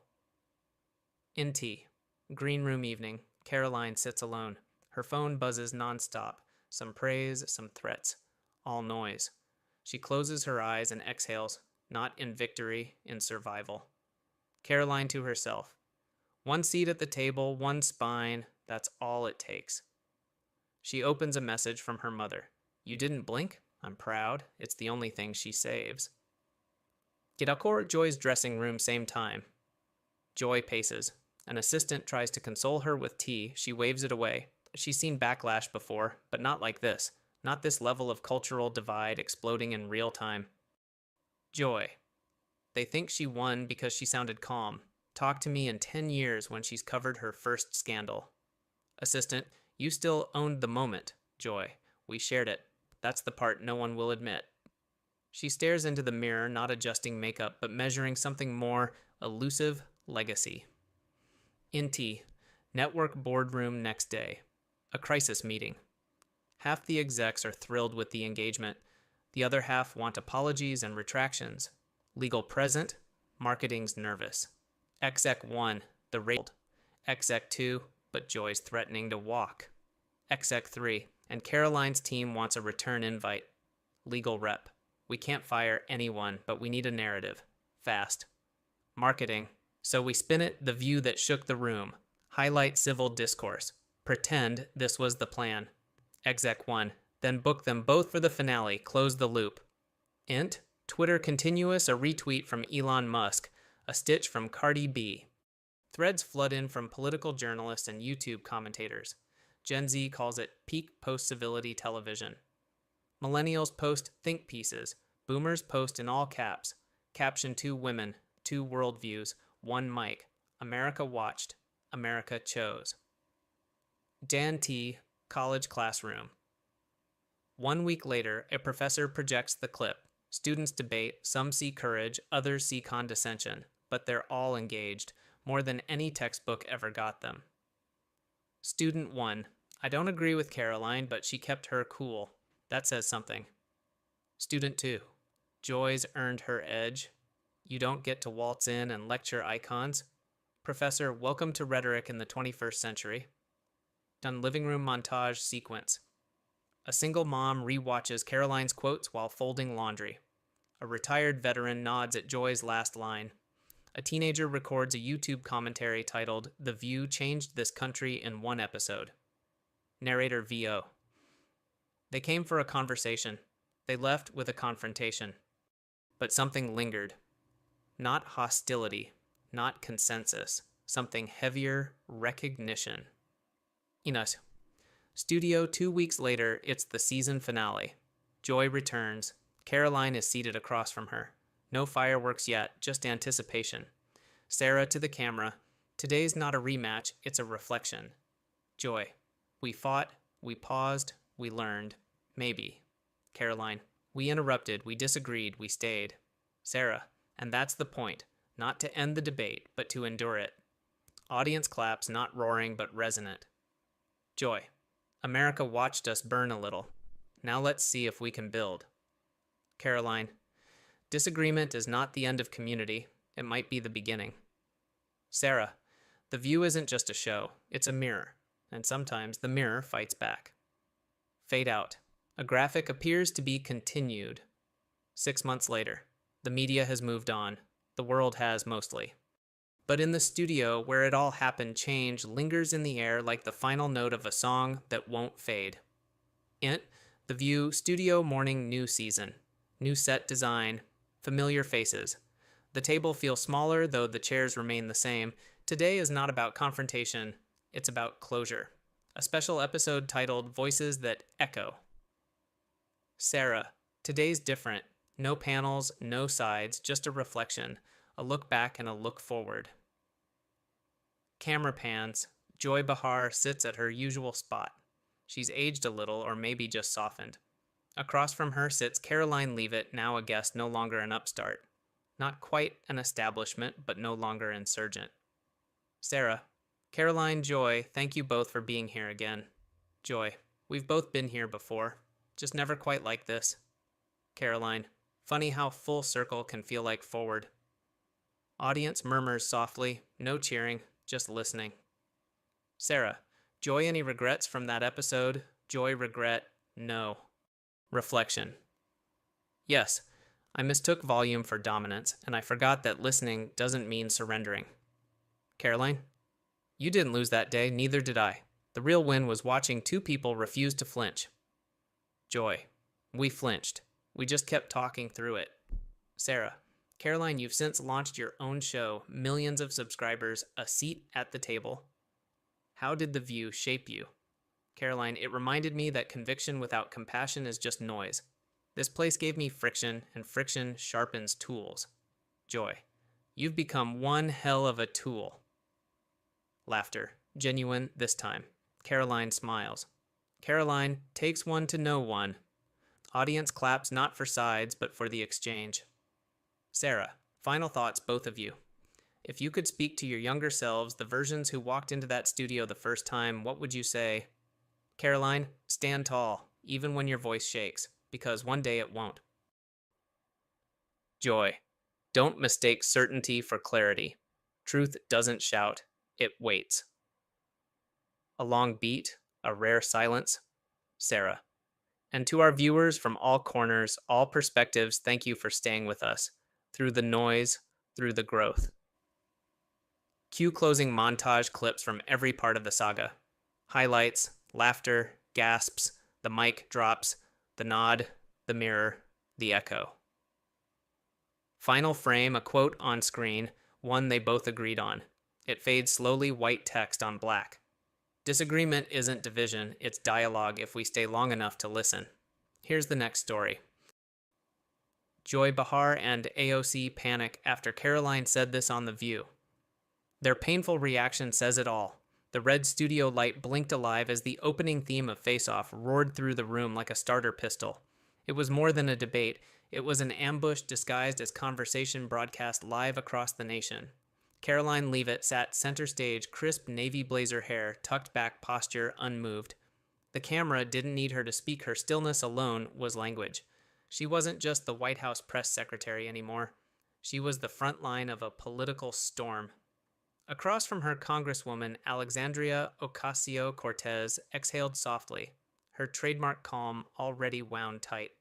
Beside her sat Joy Behar, lips curled, microphone gripped like a dagger, cloaked in humor. They weren't hosts. Tonight they were interrogators. Let's not waste time, Behar said. Director Patel's intel has Americans wondering who's truly safeguarding the nation. And with all due respect, Caroline, many of us wonder whether you were chosen for clarity or camera optics. Laughter, calculated and mean, spread through parts of the audience. Caroline didn't flinch. AOC seized the energy.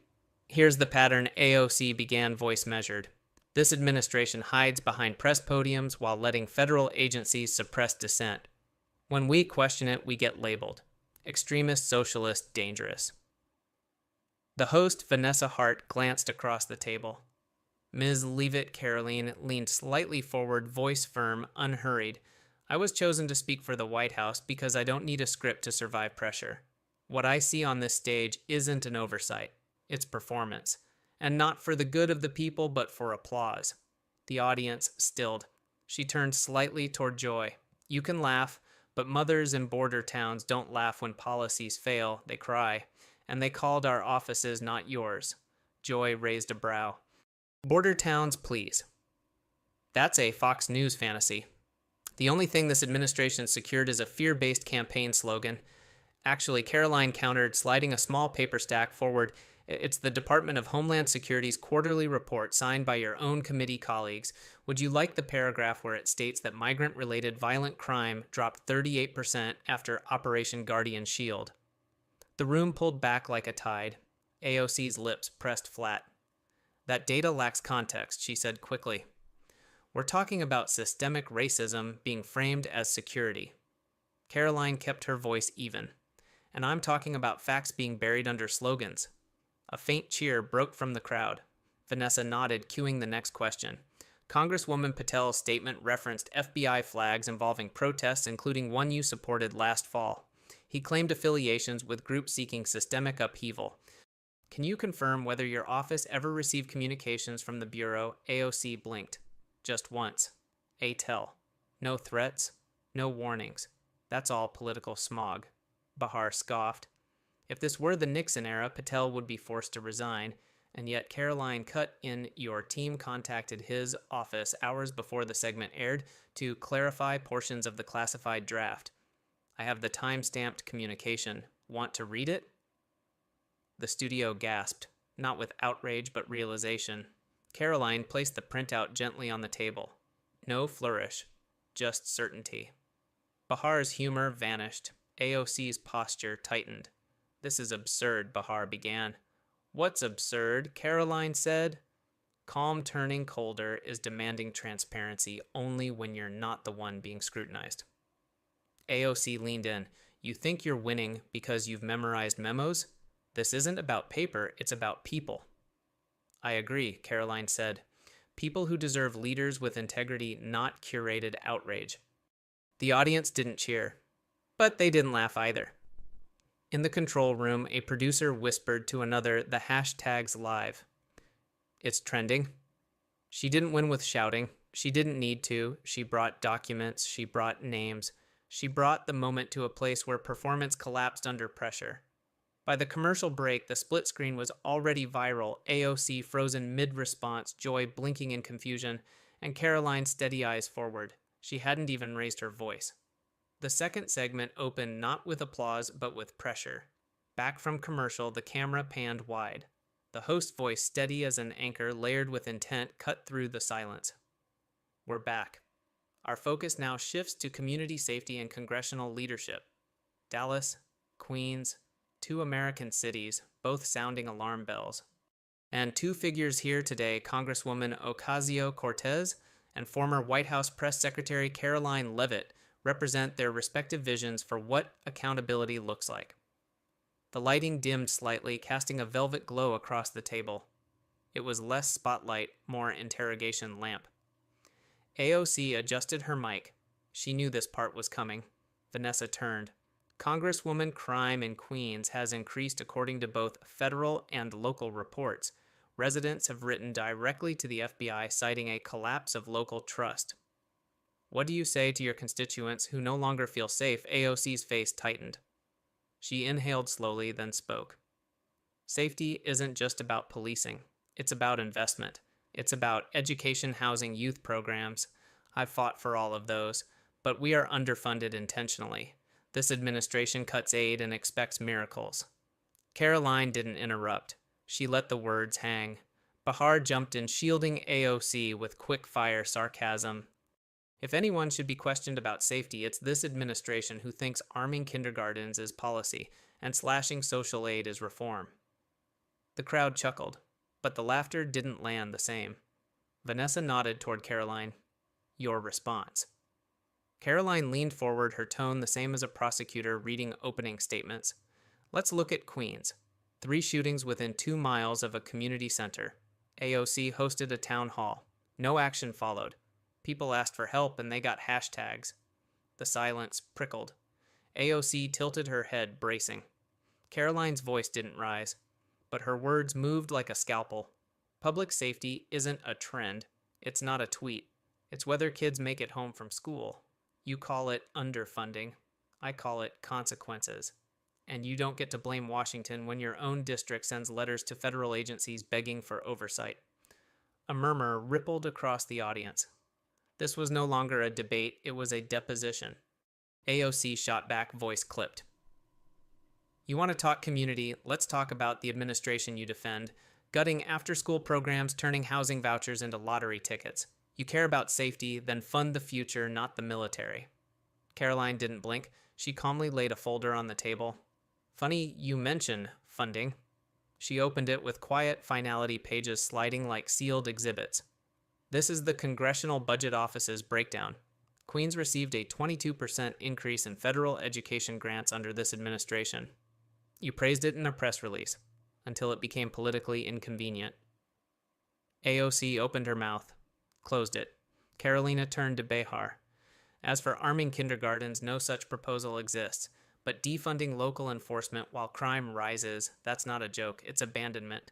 Behar scowled. You're spinning stats like a pro. I've been on air for 25 years and I can smell rehearsed outrage. I'm not outraged, Caroline said coolly. I'm informed. There's a difference. Vanessa glanced at the clock. Let's pivot to Dallas, Behar interjected before anyone else could. Yes, Crockett's territory, where funding vanished and police reform was code for confusion. Caroline didn't smile, but her voice carried a charge now. Dallas, my hometown, where my colleagues and I worked with city leaders to launch a community resilience grant, reduce repeat youth offenses by 19%, and fund vocational education with private-public partnerships. AOC crossed her arms. That's cherry picking. No, Caroline replied sharp. That's work, results. And while you were live streaming neighborhood walks, we were rebuilding them. The room exhaled. There was no dramatic gasp, just the slow recognition that something had shifted. Vanessa leaned in. Are you saying Congresswoman Ocasio-Cortez has failed her district? I'm saying Caroline replied that leadership is judged by outcomes, not retweets. The control room lit up. We're spiking. Twitter's exploding. Back on set, AOC tried to recover. Let's be honest. None of this is about districts. It's about distraction. You're spinning achievements to hide deeper systemic rot. Caroline's response was soft. No, I'm showing that progress is possible when ideology gets out of the way. Vanessa's voice rang again. So to clarify, you believe the administration's approach has reduced crime. I believe Caroline said, eyes locked on the camera, that when facts are inconvenient, my opponents attack intent. But voters see more than passion. They see who delivers. No cheers, no applause, just awareness. Caroline hadn't shouted. She hadn't performed. She had methodically built a case, and the audience had absorbed it. During break, producers checked early YouTube comments. She's the first one who sounds like she actually reads the reports. I'm no Trump fan, but Caroline's got receipts. This isn't about parties. She just came prepared. Backstage, AOC swiped through her phone, trending hashtags support but also fracture. Some users quoted her, but more quoted Caroline. Outcomes, not retweets. Behar stormed toward her dressing room mic, still hot. She's not press, she's PR with Google Sheets. But the internet had already crowned the round, and the debate was only halfway done. The final segment of the night was supposed to be about media, but by now it was about power. The lights returned a softer hue, flooding the stage. It was the kind of light used to ease tension, but it didn't work. The air remained taut. Words had cut deeper than expected. Faces had changed, and the audience could feel it. Vanessa Hart stood center stage now, her voice echoing with surgical control. In an age where information is weaponized, the media has become a battlefield. Ms. Behar, you've sat at the intersection of entertainment and politics for decades. Is the media still a bridge, or has it become a blade? Joy Behar chuckled first. It wasn't casual. It was defensive. I've said this on The View, and I'll say it here. Truth needs a platform. And if conservatives feel attacked, maybe it's because the facts don't flatter them. She leaned back, lips pursed, daring someone to challenge her. Caroline didn't move. AOC jumped in. We don't need to pretend the media's neutral. Fox News exists. Right-wing podcasts push narratives daily. If we clap back, it's because silence costs lives. Vanessa turned to Caroline. Your response. Caroline's tone was quieter now, but firmer. I agree that silence can cost lives. But so can distortion. She adjusted her mic. I've watched elected officials use media to amplify their pain-valid pain and turn it into political performance. Not advocacy, not reform, just attention. Joy interrupted, voice rising. You're calling people's trauma performance. I'm calling your packaging of it performance. Caroline replied evenly. There's a difference between telling a story and starring in it. The crowd murmured. Several leaned forward. One person clapped, then stopped unsure. Vanessa nodded. So you believe the media? Caroline cut in precisely. I believe the media became a stage. And some of us came to govern. Others came to go viral. AOC shot back. That's rich coming from someone whose administration fed talking points to Fox every morning. Caroline turned slightly. We briefed media. We didn't manipulate them. You, Congresswoman, broadcast live while vote tallies hang in limbo. That's not transparency. That's theater. The host gestured to Bahar. Joy, does your show shape opinion or reflect it? Joy's smile turned thin. We do both, but at least we don't pretend to be neutral while silencing dissent. Caroline didn't blink. You call it dissent. I call it distortion. She reached under the table and pulled a tablet from a portfolio, calmly placing it before her. Tapped it once. A screen behind her flickered. A clip began playing, from an older episode of The View. Joy's voice played on screen. You know, some of these protesters need to be careful. If you scare the public enough, you start sounding like the people you say you're fighting. The room reacted audibly. Joy's eyes widened. That was taken out of, it was posted on your verified YouTube channel, Caroline said flatly. Captioned and hashtagged by your producers, you haven't deleted it, you just hope people forgot. AOC leaned in, whispering something Joy's mic barely caught. They're running the board. Joy looked stunned. Caroline turned to Vanessa. The media isn't just a mirror, it's an amplifier. And when fear gets louder than facts, people turn on each other. I won't pretend both sides do it equally. But I will say this, if we're all performers now, then at least I came prepared with a script of record not rage. There was no applause this time, just cameras blinking red, producers nodding, and viewers tweeting quotes before the segment ended. AOC exhaled hard. Vanessa moved in. Let's bring this home. We've seen facts, we've heard frustration. But if the role of media is in question, who restores trust, who sets the standard? Caroline replied without hesitation. The public does. Not panels, not podcasts, and certainly not personalities. It's the voter at home who reads the headline and asks who actually did something. She stood not to leave, but to punctuate. I'm not here to be liked. I'm here because I stayed in the room. When it was hard, when it was hot. And while others live-streamed chaos, I negotiated order. AOC didn't respond. Bahar muttered something, but it wasn't picked up.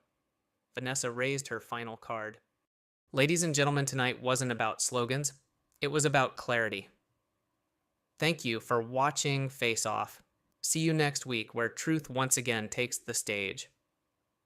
The cameras cut, but the storm outside the frame had already begun. In the green room, Caroline sat quietly as an aide handed her a phone. It buzzed nonstop. The clip of Joy's quote had crossed 1.8 million views in under 30 minutes. Conservative pages were amplifying. Moderate voters were resharing it with no comment.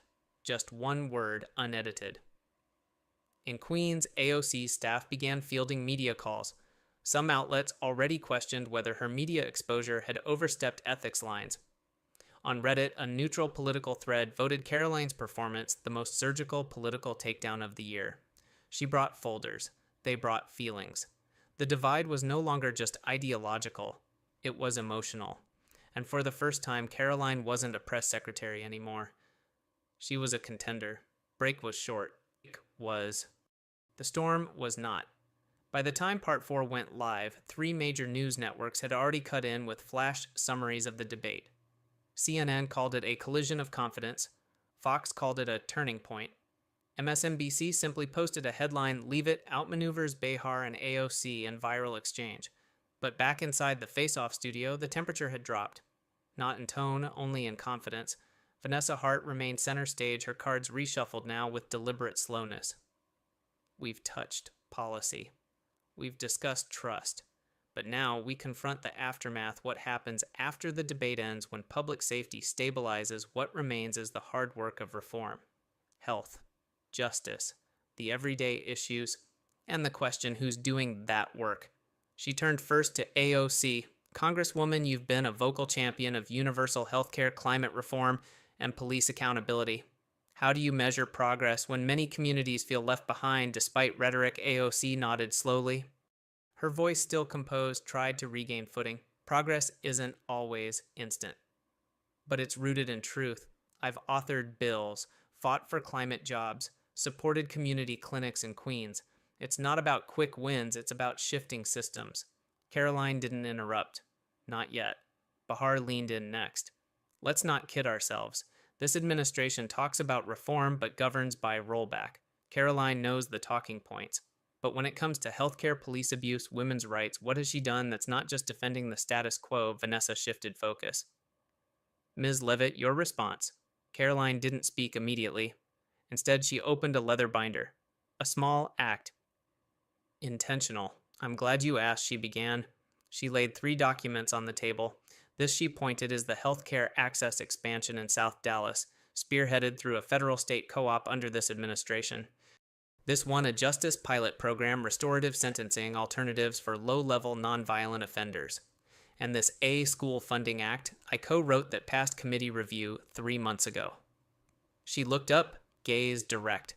None of them made headlines, but they made a difference. Bahar scoffed. You're talking about bureaucracy? People want change, not folders. Caroline's voice sharpened just slightly. And yet those folders are how change happens. She paused. Let it breathe. See joy, I'd rather hand a working mother in Dallas a healthcare voucher than hand my followers a trending soundbite. AOC exhaled hard. You really believe trickle-down tax cuts and vouchers replace structural investment? Caroline turned toward her. I believe the choice between medicine and meals is unacceptable. But while you hold rallies, we hold budget sessions. Reform isn't a protest sign, it's policy math. AOC's next words came faster. You're defending an administration that cuts Medicaid guts housing programs. Caroline cut in her tone, quieter but heavier. I'm defending the voters who call at 2 a.m. when their kid is shot and their local rep is on a podcast instead of a planning board. The audience froze. Vanessa leaned forward. You just accused a sitting congresswoman of negligence. I'm accusing politicians of trading presence for profile, Caroline replied. Queens deserves more than Instagram captions. So does Dallas. So does every zip code forgotten by soundbite governance. A long silence settled. Then a few nods in the crowd. Vanessa didn't smile, but she knew what was happening. The power dynamic had turned, not by fire, but by accumulation. Quiet wins, unshakable calm, receipts. Caroline leaned back, now poised but pointed. I was a press secretary, yes. But you don't survive that podium without precision. And tonight, precision matters more than passion. AOC looked down, then back up. Her voice came slower. You've been trained to win. I've been trained to fight. Caroline nodded once. And that's why I govern. And you trend. The host tapped her mic gently. Final question. For all 3. If the cameras turned off now, what would you still stand for? Bahar replied, first sarcastic. The right to call BS when I see it. AOC followed. Justice, dignity, the promise that politics can serve people again. Caroline's answer was different. Truth without applause, work without spotlight, and the idea that sometimes reform doesn't need to be loud to be real. The lights dimmed again. AOC looked at her no longer with defiance, but curiosity. Bahar shook her head. This country rewards performance. Don't kid yourself. Caroline glanced into the lens one last time. Then maybe we change the reward system. In the control room, a producer whispered, that line. That's the one. YouTube would clip it. TikTok would remix it. But the live audience didn't need post-production. They had seen it, felt it, known it. Caroline hadn't just survived Face Off. She was rewriting how the game was played. When the cameras cut, the reaction didn't. It only shifted platforms. Within minutes of the segment ending, Face Off had generated more online traffic than any episode in its history. The hashtag #NomFaceOffLeaveIt surged past 1 million posts. But this wasn't cheerleading. It was scrutiny raw, unfiltered, and national.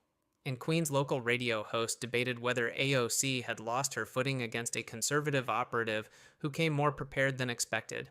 In Dallas, a neighborhood watch leader reposted Caroline's Outcomes Not Retweets quote with the caption, "Never thought I'd nod to the other side." But here we are. Backstage, the energy was fragmented. AOC paced phone in hand, messages coming in from both allies and critics. Some urged her to hit back harder in post-show interviews. Others warned to stay quiet. Anything she said now could be repurposed, meme-ified, used against her. Bahar, red-faced, muttered at producers, "They ambushed me with that clip."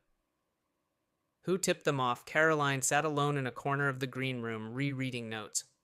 Her team wasn't cheering. They were listening to the sound of a crowd that no longer booed on instinct, a crowd that had paused. And pausing in politics is often the gateway to shifting loyalty. Vanessa re-entered the studio mic, still clipped, signaling that they were preparing the final round audience questions and last words. This was the moment where many politicians coast. But for Caroline, it was the most dangerous part, because this wasn't a room she could dominate with documents. It was the space where character was tested. Back under the lights, the atmosphere had changed. Vanessa introduced the audience mic. A young black woman in her 20s stood up first. "My name's Tanisha. Queen's lifelong. My grandma voted for AOC. My mom did too. But I'm scared now. Not just about crime, but about feeling invisible. Ms. Levitt, why should people like me believe you actually care?" AOC turned slightly visibly shaken. The woman's voice had bypassed politics and pierced something deeper. Caroline stood slowly. "Because I didn't come here to be liked. I came because I listened." She took a breath. "I grew up watching my mom juggle 3 jobs. I know what it's like to lose sleep over the rent. I can't change your history, but I'll fight like hell to protect your future, even if it makes me unpopular." Tanisha nodded once. Not approval, recognition. The second question came from an older man in a leather jacket, Vietnam veteran, Queens native. "I want health care, but I also want order. I don't feel either. What should I trust more, your words or your office?" This time, AOC responded, "I've never stopped working. I walk those streets every month. I answer those letters myself. But reform takes time. If you only measure me by what I haven't done yet, you miss what I've started." Polite applause, but no crescendo. Then came the final question, sharp as a pin. "Do you believe in America's promise or just your party's platform?" It wasn't directed at anyone, but only Caroline stepped forward. "I believe the promise is bigger than either party, but only one side right now is willing to be hated in order to fix what's broken. And sometimes being hated is the cost of doing the job right." That line wasn't dramatic. It was sincere and deadly effective. Vanessa, sensing the moment, moved to close the segment. "One final word from each of you. No policy. Just principle. What do you stand for when the slogans fall away?" Bahar replied quickly. "Courage to mock power." AOC's voice was soft, dignity even when no one's watching. Caroline looked straight into the camera. Accountability, even when it's inconvenient. The closing music played. Cameras rolled out. But on social media, the real conversation had just begun. Caroline's final quote was already pinned by political analysts. A CNN anchor posted, "That was the most disciplined live performance by a press secretary ever." MSNBC countered, "Clever doesn't equal compassionate." Fox News simply ran, "The Chiron Leavitt, the new architect of the right." Meanwhile, on Reddit, a user posted the full transcript of her closing words. It was titled, "She didn't yell, she didn't flinch, she showed up." At the airport later that night, Caroline stood in line for a coffee. No aides, no handlers, just a carry-on bag and a buzzed phone. A man in his 50s approached her awkwardly.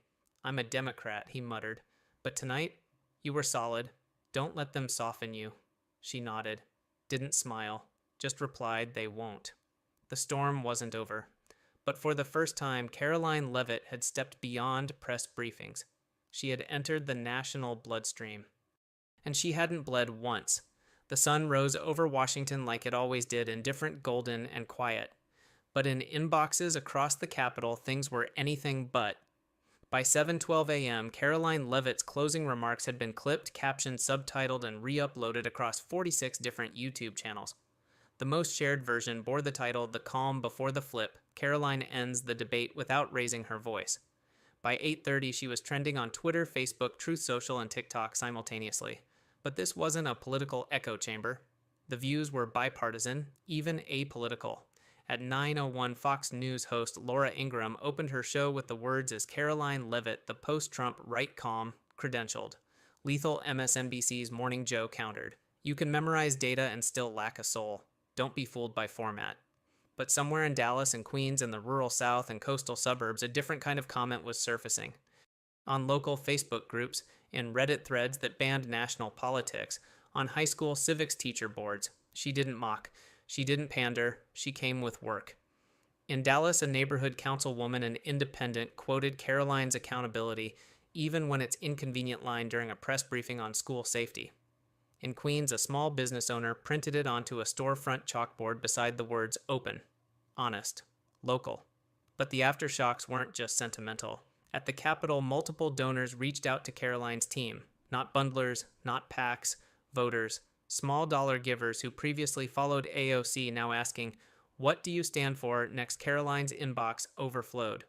Her staff began flagging endorsements, one from a centrist mayor in Michigan, one from a Latino Voters Coalition leader in Nevada, one from a union-backed rural councilwoman in Pennsylvania, and one from a high school civics student in Georgia, handwritten, mailed overnight. It read, "I watched you on Face Off. My dad's progressive, my mom's conservative. You may both stop yelling." It was signed only Jordan, age 16. "I want to be a public servant." Meanwhile, Joy Behar returned to The View with a mixed bag of support and criticism. Her team released a carefully worded statement about the dangers of clipped context and coordinated media ops, but the damage was done. Not career-ending, just off balance. She had underestimated the battlefield. AOC went on a live stream 2 nights later. She was poised, clear, even gracious, thanking Caroline for a serious debate, but insisting that the work on the ground is still the real battle. Her base clapped, but not as loudly as before, and some watched in silence. Caroline declined all major interview requests that week. Instead, she visited Dallas. No cameras, no press team. At a public school gymnasium, she met with a group of mothers running a food pantry. She asked what wasn't working. She took notes, and left with more questions than slogans. Later, a teacher asked her, "Why did you stay calm when they came at you like that?" Caroline answered simply, "Because someone had to remind them we weren't just debating points. We were debating lives." The next morning, she walked into a cafe. A screen above the counter played her face-off segment on mute. The barista looked up. "Hey, you're that girl from TV. You made them all stop talking over each other." Caroline smiled. Just barely. "I just didn't want to waste the mic." Outside, the city moved on. Debates shifted. Memes cycled. But something had changed. Not because of a landslide. Because of a quiet shift. She hadn't shouted. She hadn't flinched. She hadn't folded. She had done the work. And in a country tired of yelling, that alone felt radical. Here's the next story. Shocking moment, Caroline Leavitt and husband take down Jimmy Kimmel. You are offending. Los Angeles, awards night. Glitter, cameras. The same jokes are repackaged with different names. But then Caroline Leavitt walked in. And she didn't walk in alone. She wore power like a second skin, a deep emerald gown that caught the light like armor, a silver cross glinting at her throat.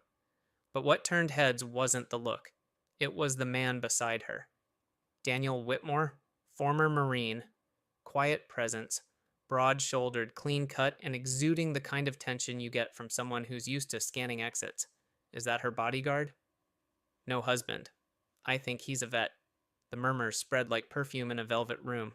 Caroline caught every glance. She didn't flinch. Didn't smile either. She wasn't there for charm. They were halfway to their table when a voice smooth as varnish but edged like a box cutter cracked over the speaker. "Ladies and gentlemen, tonight we have stars. senators, influencers, and someone who thinks being married to a Marine makes you bulletproof on Twitter.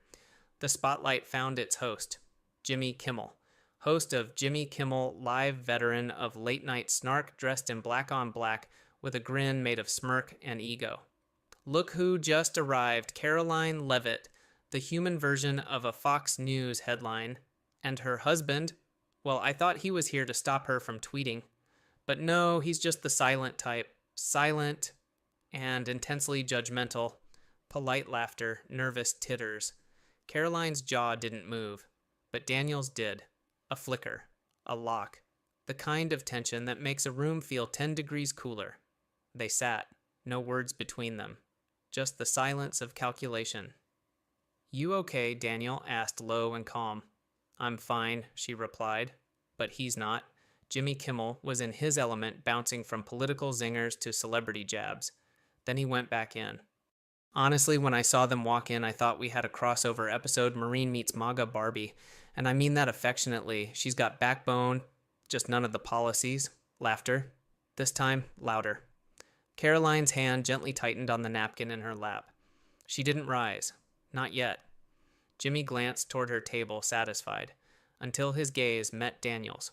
What he saw made the smile falter. A beat too long, a blink too slow. 2 minutes later, the room dimmed. Another spotlight flared from stage left. Whispers rose like static. Caroline Leavitt was walking to the stage, alone, calm, not scheduled, not cued, but unstoppable. Jimmy turned clearly confused. Caroline.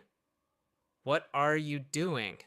She didn't look at him. She looked at the room. Since Jimmy brought me into the monologue, I figured I'd offer a response.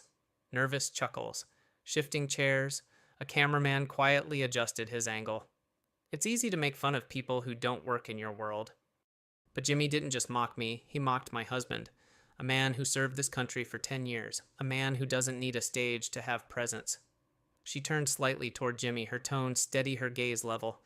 "And by the way, if you're going to compare him to Jason Bourne, at least try to be accurate. Jason would have lost that fight." In a second. That broke the silence. Veterans near the back stood up and clapped.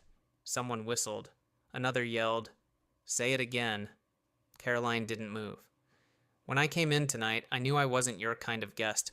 I come from service, from faith, from people who believe that respect isn't a punchline." Jimmy's face had drained of color. He chuckled. Weakly. But Caroline wasn't done. "You talk every night like the mic makes you invincible. But let me tell you something, it doesn't. Truth doesn't need punchlines, it takes courage. And courage is something I see every morning when I look across the kitchen table." Then she stepped back, returned to her table. The crowd didn't laugh. They watched. Jimmy adjusted his tie, forced a smile. "Wow. Okay, guess I got a lecture from the Secretary of Snarky Comebacks." A few polite laughs, mostly tension. I mean, if I had $1 for every conservative who claimed I offended them, I'd be as rich as, well, me. The laugh didn't land. "Look, I respect the troops, but let's not pretend that being married to one makes you qualified to speak for leadership. There's a difference between experience and ego." Oof! Even his table winced. Backstage, Daniel stood in silence, watching on a monitor. "You want me to go?" he asked. Caroline didn't reply. She just stepped aside. The doors creaked open. Daniel Whitmore entered the ballroom. Slow, calm, tall. The audience turned like a wave shifting under a silent moon. He walked to the stage, took the mic without asking. "You can joke all you want, Jimmy. But the moment you questioned her leadership, you made it personal. She earned her voice. You just act like you deserve yours." The front row gasped. Jimmy blinked, mouth slightly open, not a word. Daniel returned the mic, walked out, didn't look back, and the room, it cracked. By the time the show was cut to commercial, Twitter had exploded. Clips, subtitles, loops, remix, edits, hashtags. "Yeah, Daniel did that." A mic drop Marine soaks it down. Jimmy, respect earned, not given Fox News, had a Chiron ready before the crowd left the ballroom. Caroline Leavitt's husband stuns Hollywood with a 10-word takedown, and for once even CNN hesitated to spin it. Caroline hadn't shouted, Daniel hadn't raged. But the truth? It landed like a hammer. Backstage, Jimmy Kimmel was pacing like a trapped executive in a burning PR meeting. His earpiece buzzed. "Let it go, Jimmy. Just move on with the script," a producer whispered. He didn't respond, didn't blink. He had just been upstaged by a woman who wasn't even scheduled to speak, and by a man who didn't raise his voice, didn't lean on fame, didn't even touch the camera. And now the cameras were rolling. The internet was watching, and he was bleeding cool points in real time. Caroline and Daniel had returned to their seats, calm, measured, unbothered. She sipped water. He adjusted his cuff. Neither looked at the stage. Jimmy straightened his jacket and stepped back out. "Well," he said, attempting lightness. "That went differently than planned." Light chuckles. "No momentum. I guess I just got a master class in media relations from the First Lady of Fox." Awkward laughter, even fewer claps. "But hey, if I had $1 for every conservative who got their feelings hurt, I'd finally beat Bezos on the billionaire leaderboard." Someone in the front row coughed. Jimmy doubled down. "I respect the troops." "I do." But let's not confuse being married to one with knowing anything about national leadership. There's a big difference between actual experience and political cosplay. His words lingered. Even his own side shuffled. Even his own smile betrayed him. Daniel hadn't moved. He just turned to Caroline. "You good with me walking back in there?" She didn't answer. She just shifted her chair slightly and opening. 30 seconds later, the double doors opened again. Daniel Whitmore returned. This time it wasn't a walk. It was a statement. Straight down the center aisle. Not fast, not slow. But with that posture, the kind that doesn't request permission. He walked straight up to the tech holding the backup microphone. Didn't ask. The tech just handed it to him. Because sometimes you don't need authority to take the mic. You just need presence. The audience knew it too. They weren't cheering now, they were watching. Daniel faced Jimmy. Then the audience. "You can keep joking, Jimmy," he said, voice steady. "But the moment you questioned her leadership, you made it personal. She earned her voice. You just act like you deserve yours." The words hung like fog in stage lights, not loud, just clear. Jimmy's face froze. His hand jerked slightly like he wanted to grab the mic back. But he didn't. Daniel gave the mic back to the tech, turned, walked out. Not a single extra word. The message was complete, and the silence that followed it roared. By the time the show faded to commercial Twitter wasn't trending clips, it was reshaping narrative. Clips of Daniel's quiet walk, his one-line detonation, her earlier comeback, their posture, their calm. Daniel did that, mic drop, and Marine sit down Jimmy, truth walks. Within minutes, Caroline's inbox flooded. Veterans, students, journalists, mothers, teenagers who had never cared about politics. You didn't have to scream, you didn't humiliate him, you just told the truth. And it landed. Daniel didn't even check his phone. He was home, brewing coffee. Caroline, still in her robe, was scrolling through messages. "You know, you kind of blew up the internet last night," she said. Daniel raised a brow. "I didn't do anything but say the truth," she smirked. "That's exactly why it worked." Across the country, in a much glossier home office, Jimmy Kimmel sat at a large desk, watching the clips, reading the comments. His name wasn't trending for jokes. It was trending for being shut down, with restraint, by someone the internet was now calling the real leader on stage. He scrolled through headlines. Marine Level's late-night host in 30 seconds, Caroline Leavitt's husband puts Kimmel on the defensive without raising his voice. Hollywood mockery. Meets dignified fury and loses. He slammed his laptop shut. "That man is dangerous," he muttered. But he wasn't talking about Daniel's military background. He was talking about narrative. The kind that couldn't be spun, the kind that didn't need edits, the kind that made you look small not because it was loud, but because it was right. His team scrambled, interns clipping negative commentary, producers pitching Vanity Fair exclusives. "We'll frame it as humor gone wrong," someone said, or miscommunication, another offered. "No," Jimmy said low, "we don't apologize." Silence in the room, but deep down he knew he was losing something. Not fame, not even respect. He was losing control. Back in D.C., Caroline was at the podium in the press room. Glossy lights, reporters leaning in. She didn't bring up the awards night. She didn't need to. But a CNN reporter asked anyway. Ms. Levitt, any comment on last night's viral moment, she smiled. Soft, composed. I think what my husband said spoke louder than anything I could have added. Another beat. He wasn't defending me. He was defending respect. Boom. Pam Bondi exposes Robert De Niro on live TV. His furious reaction goes insanely viral, no way out content warning. This article contains intense verbal confrontations, political commentary, and themes of public accountability. Viewer discretion is advised. It began like any political face-off.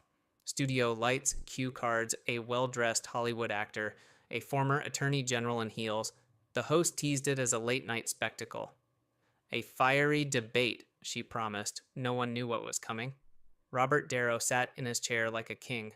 Cool, confident arms folded. A smirk pulled at the corner of his mouth. He was ready to deliver lines, not facts. Across from him sat Pam Bondi. Magenta suit, calm posture, eyes like a storm, waiting for a crack. The host opened with a softball. Robert, you've called Trump a national disaster. Care to explain? Darrow didn't hesitate. He is, and people like her enable him. A finger jabbed in Bondi's direction. The audience cheered. Bondi didn't blink. Instead, she smiled a slow, deliberate smile. Robert, she began, you praised President Obama for years, even as he deported more people than Trump ever did. But now you mock Trump for enforcing laws your hero once upheld. What changed, or is this just Hollywood politics? The room quieted. A few heads tilted. Darrow tried to laugh it off. You're parroting Fox News talking points. Bondi leaned forward. I've prosecuted murderers, cartels, corrupt officials.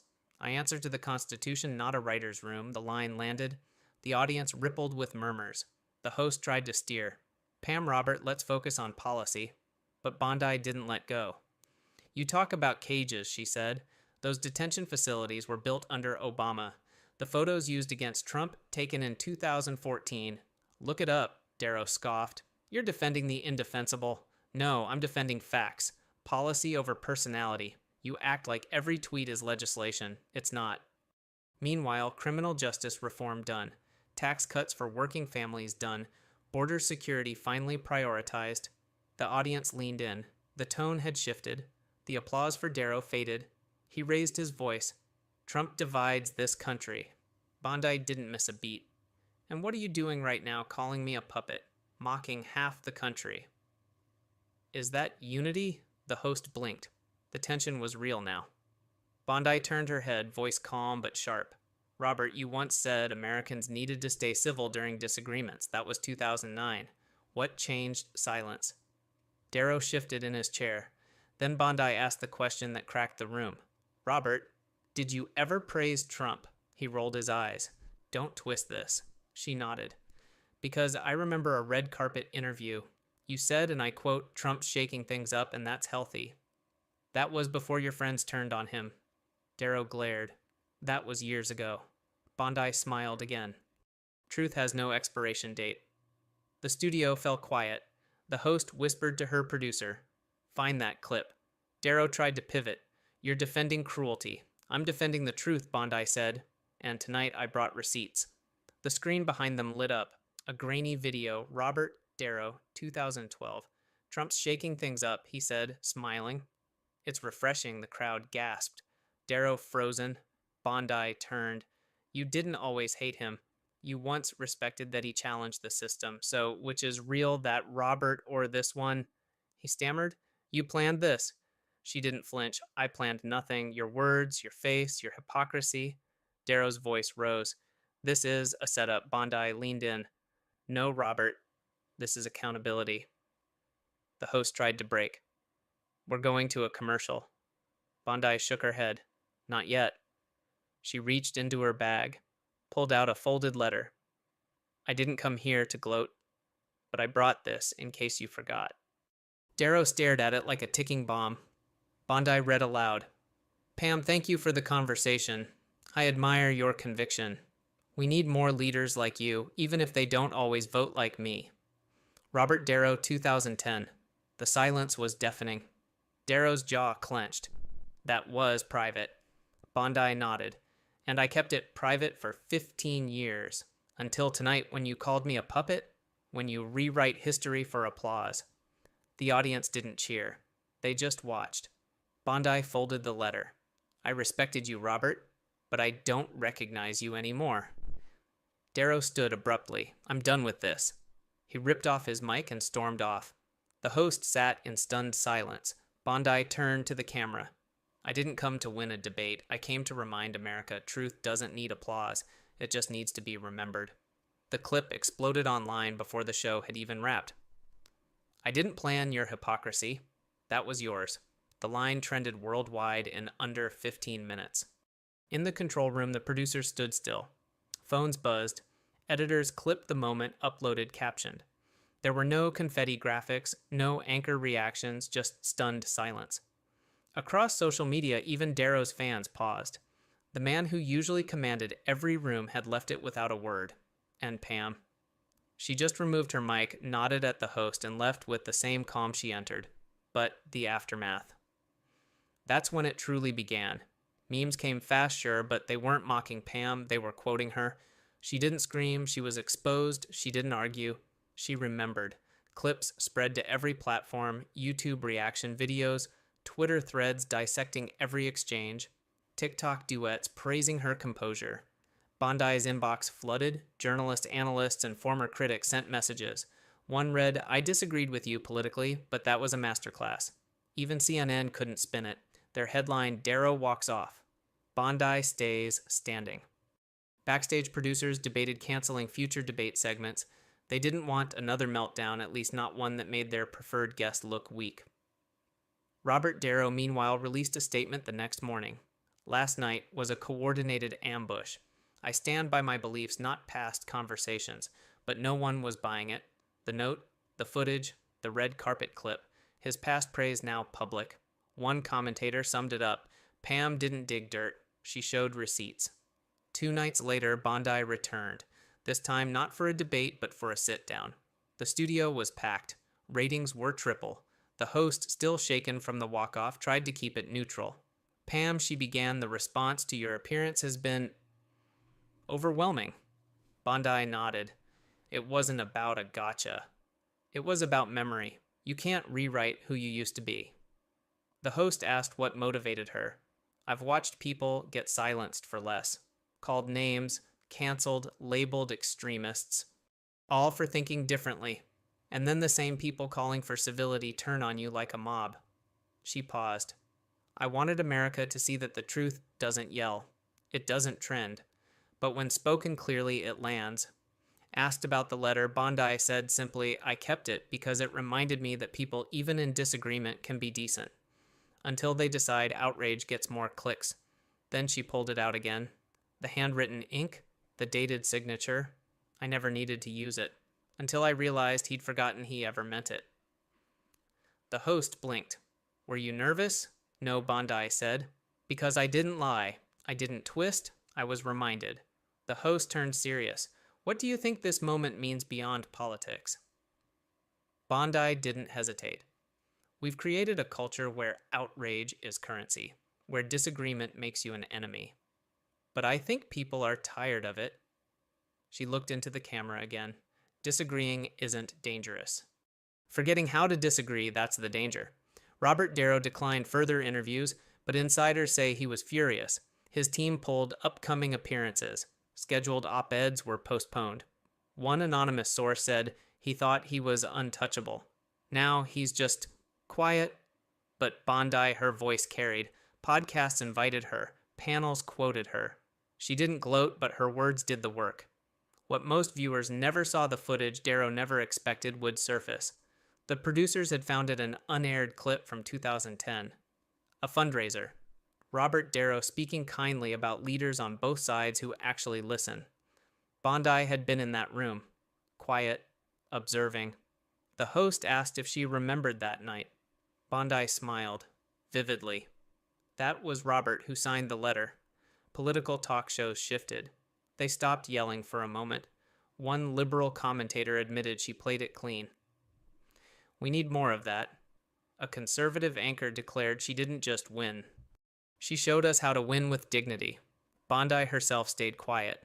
No retweets, no hashtags, just one post. Truth has no expiration date and no script. 3 days later, another envelope arrived. From Robert Darrow, handwritten, apologetic. We don't know. Bondi hasn't said. She tucked it away, quietly, and when asked, she only said this: I didn't speak to embarrass him. I spoke because silence had gone too far. The airwaves were still buzzing. 3 days after Robert Darrow's dramatic walk-off clips of the moment had flooded every major platform, Bondi's calm, methodical dismantling of his arguments and ultimately his persona had become not just a viral hit, but a cultural pivot. Talk radio was lit. Morning shows debated tone versus content. Even Saturday Night Live skipped a parody, choosing silence instead. But behind the virality was something deeper. America was paying attention. Pundits on both sides weighed in. The right lauded her as a disciplined truth-teller. The left was split, some dismissing the moment as stagecraft, others quietly admitting they were impressed. A well-known progressive journalist tweeted, I don't agree with Pam Bondi's politics, but she just gave the single most compelling on-air performance I've seen in a decade. The White House press secretary declined to comment, but it didn't matter. Because Bondi's message wasn't political theater, it was courtroom logic. She hadn't aimed to destroy, she aimed to expose. And when truth landed like evidence, performance had no defense. Pam Bondi did something unexpected after the broadcast. She disappeared.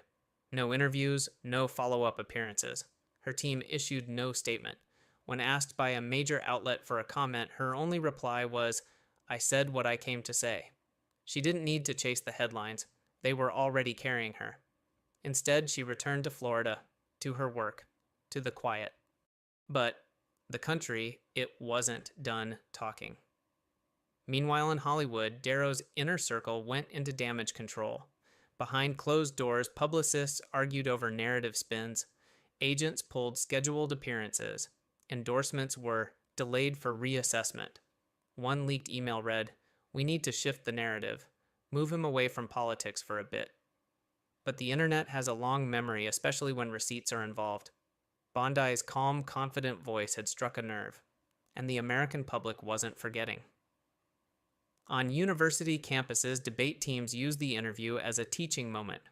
One professor called it a masterclass in persuasive contrast logic versus emotion memory versus narrative. A viral TED-style breakdown titled Why Pam Bondi Won Without Raising Her Voice hit 3 million views in 48 hours. Panel discussions emerged around a central question: can you separate the message from the messenger? Even those who loathed Trump or Bondi's record had to contend with her precision, her tone, and above all, her proof. Then came a ripple nobody expected. A second letter. Not from Darrow, but from someone else who'd been there, a former producer from that 2010 Veterans fundraiser. It read, Pam, I remember the night you mentioned. I was part of the event team. What you said about Robert is true. He was thoughtful. He listened. We all remarked on it afterward. That was the real him. I don't know what changed, but thank you for not letting that memory disappear. Bondi didn't publish the letter, but she confirmed it. It wasn't about proving a point. It was about reminding a country that memory matters. Eventually, Darrow resurfaced. A carefully managed appearance on a primetime talk show. He was somber, subdued. A far cry from the firebrand who had mocked Bondi weeks earlier. Asked directly about the walk-off, he said, I lost my temper. I let emotion win. Pressed about the letter, he didn't deny it. I've had conversations in my life that I now view differently. That doesn't mean I've changed fundamentally. The host asked, do you regret calling her a puppet? He paused. I regret making it personal. Bondi declined to respond publicly. She didn't need to. For years, Bondi had been a polarizing figure. To critics, she was the voice of Trumpism, firm, aggressive, unyielding. To supporters, she was the wall that wouldn't crack. But now a third image has emerged, the advocate who listened, the prosecutor who didn't flinch, the woman who let the facts speak. She hadn't just countered Darrow, she had reintroduced herself to America. And America liked what it saw. Weeks passed, the frenzy settled, but the ripple continued. Cable news reran the exchange. Documentarians requested access to the footage. Debate coaches rewrote syllabi. And Bondi received invitations to universities, to speak at forums, to host roundtables on public discourse. She accepted one a National Civic Summit titled Fact versus Fiction, Truth in a Time of Performance. Her opening line, "We don't need more outrage, we need more memory." It was a Saturday morning. Pam Bondi was walking her dog when a woman approached, older, kind-eyed. She paused, nervous. "I'm sorry," she said. "I didn't vote for your guy, but what you did, it made me rethink how I judge people. You didn't yell, you remembered." Bondi smiled. "Sometimes that's all it takes." The woman nodded. "I didn't change my politics," she said, "but I changed how I talk about them." And with that, she walked away. Bondi stood still for a moment, not triumphant, just thoughtful. Truth doesn't trend often, but when it does, when it's delivered without malice, without fire, just quiet clarity, it can change everything. And sometimes the most viral thing of all isn't the line that wins, it's the silence that follows. The energy had changed. Weeks after the broadcast that left Robert Darrow speechless and the country leaning forward, another chapter was quietly writing itself. This wasn't about clips anymore. It wasn't about who walked off.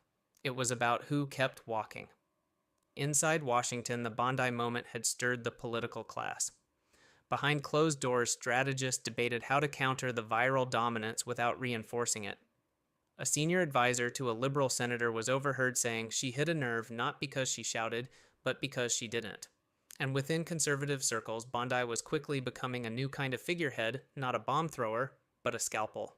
A strategist. A reminder that delivery doesn't require decibels. Cable networks tried to recreate the lightning. Other programs invited celebrities and political figures for civil debates, but none captured the raw, unscripted moment that had unfolded live. It couldn't be faked. One late-night host remarked Pam Bondi just did more for courtroom poise than a dozen political operatives screaming on Twitter. Newspapers ran think pieces, "When calm wins," the Washington Tribune. Bondi's moment, a study in silent strength, Civic Review, Truth or Theater. What the viral clip revealed, the Atlantic Light. Quietly, Bondi's team fielded calls from campaign chairs, documentary filmmakers, even streaming platforms. Everyone wanted the next moment. Bondi refused them all, until one call came from a nonprofit focused on youth civic education. They didn't want a show, they wanted a workshop. Bondi accepted. In a high school auditorium in Des Moines, Iowa, a crowd of 300 students waited. Most weren't old enough to vote, but they'd all seen the clip. Bondi didn't lecture. She asked questions. What matters more, volume or value? A hand rose. Value. Anyone can be loud. She smiled. Exactly. Then she pulled out the letter again, not to brag, but to teach. Words have weight, especially when you forget you wrote them. Back in Los Angeles, Darrow kept quiet. His social media manager paused all posting. His team focused on new scripts, new roles, and less commentary. But the shadow lingered. One anonymous blog post made waves. Darrow's not canceled. He's cornered. The real punishment isn't silence, it's a reflection. Whether it was true or PR spin, one thing was certain: he hadn't recovered the narrative. Bondi hadn't taken it. She just stopped giving it back. Then, without warning, the full letter Bondi had referenced went public. A user on X, formerly Twitter, uploaded a photo of it, verified handwriting dated April 2010. Within an hour, the letter trended globally. 1 minute ago, Diddy admits he made billions from Michael's death. Kanye reveals more. The courtroom was silent before Kanye West even entered. Federal agents had doubled security overnight. Rumors of a damning testimony had spread through the corridors like wildfire. Cameras were banned, phones disabled. Reporters took notes on paper like it was 1987. This wasn't just any trial. This was the trial. When Kanye took the stand, there was no fanfare, no theatrics. Just a man in a black suit, unflinching. Then he said it. "I'm not here to talk about music. I'm here to talk about murder." The room froze. The accused, Sean Combs, known to the world as Diddy, known to Kanye, and allegedly to Michael Jackson by a different name, Puffy. And that name was whispered in a voicemail Kanye said changed everything. In a declaration under oath, Kanye alleged that Diddy was not only complicit, but instrumental in the death of Michael Jackson. He laid out the architecture of a hidden syndicate in the entertainment industry.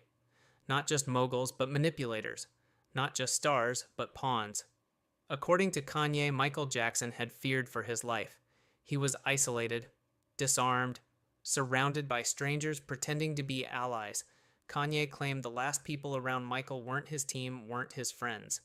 They were assigned, and chief among them was Fahim Muhammad. Kanye didn't just mention Muhammad, he dismantled him. Fahim Muhammad was 23 years old when he joined Jackson's security detail in 2009, a fresh graduate from Sacramento State. No high-level training, no prior elite security detail work. Yet he was handpicked for the most high-profile assignment in the world, guarding Michael Jackson in his final weeks. Why Kanye asked the court. Who inserts a college kid into the inner circle of a global icon days before his death? The implication was chilling. Fahim, Kanye alleged, was not a protector. He was an operative. He continued the security cameras in Jackson's home, failed the night he died. The tapes vanished. Hard drives cleared. Only one person had the access and authority to do all that, Fahim Muhammad. He wasn't placed to guard Michael, Kanye said. He was placed to control him, then clean up after. A murmur rippled through the gallery. The judge gave a stern look. Kanye remained unshaken. Then came the voicemail. According to Kanye, Michael had recorded a desperate message in a whisper. Tell them it's Puffy. He knows. He's here. Kanye said he didn't want to believe it when he first heard it. But over the years, the signs accumulated, and the network became visible. He described a pattern, a cycle. Artists who resisted control, artists who demanded rights, artists who tried to walk away. Prince, Whitney Houston, DMX, Lisa Lopes, Amy Winehouse, all gone, all labeled unstable, all replaced by narratives that served a corporate machine. He shifted. It's not just about Michael, he said. It's about how they erase us. Not just from contracts, from life. Harley Pasternak, a name Kanye introduced next, his former trainer. The man who, according to Kanye, threatened him with forced psychiatric institutionalization if he didn't conform, a handler, not a helper. And Michael Kanye said he had his own Harley. Only difference, Kanye said, is, my Harley told me he could medicate me into oblivion. Michael's Harley already had the keys. He detailed how the same networks used psychiatric threats as tools of compliance. Control through confinement. Non-compliance meant risk. Risk meant removal. The gallery sat frozen. A juror wept silently. Diddy's team scribbled furiously. Kanye turned to them. Who's next? He asked. Michael, then me. Who's next? He cited the Lil Rod lawsuit, a civil action naming Fahim Muhammad as an enforcer for Diddy, alleging intimidation, disappearances, cover-ups. He's not a bodyguard, Kanye said. He's the eraser. He compared the erasure of footage from Diddy's tunnel security cameras with the night Jackson died. No recordings, no logs, just silence and vanished data. He leveled the courtroom again. Michael didn't die. He was liquidated. The room exploded into gasps. The judge demanded order. Kanye did not flinch. His voice lowered. Sony made billions off his death. That wasn't an accident. That was the cleanest business decision they ever made. The prosecution objected. The judge overruled. Reporters clutched their notepads tighter. The story wasn't about music anymore. It was about power, about silence, about who profits when the voice is gone. Court adjourned moments later, but no one moved. The air felt radioactive. As Kanye stepped off the stand, the guard held the door open. He paused, looked back. This isn't over, he said, and it wasn't. Not even close. Day 2 began under floodlights. News vans flanked the courthouse. Protesters held signs quoting Kanye's testimony. Faces of Prince, Whitney, and Michael stared back from cardboard cutouts like silent witnesses demanding justice. Inside, security tripled. Press passes revoked. The courtroom was no longer just a venue, it was a crucible. Kanye returned to the stand. His demeanor had shifted. No longer merely a witness, now a prosecutor in spirit. He opened by naming names. They don't just erase artists. They erase the evidence. They erase the questions. They erase the why. He cited internal Sony emails leaked to him by an anonymous insider, which discussed contingency transitions for artist catalogs. The language was sterile, corporate, but the implication was lethal. One message read, "If the subject exits contract via premature cessation, activate catalog monetization phase 3. Kanye looked at the judge. "You know what premature cessation means in this industry, dead." He introduced new evidence bank transfers $73. 6 million routed through 6 offshore accounts within 72 hours of Jackson's death. Shell companies with names like Bright Orb Holdings and Calix Continental. Beneficiaries subsidiaries of Sony and AEG Live. He broke it down in front of the jury. Each wire transfer connected to either catalog licensing or intellectual property reallocation. It wasn't just about control, it was about conversion. From artist to asset, from voice to vault. Then came the documents from a former Jackson estate manager. Signed affidavits, clauses hidden in performance insurance contracts. One stated plainly, in the event of subject death prior to tour residual rights accelerate to holding entity. Kanye paused. Let the silence speak. The judge allowed the documents to be entered into evidence. The air thickened. Kanye pivoted. He began dissecting the psychiatric angle.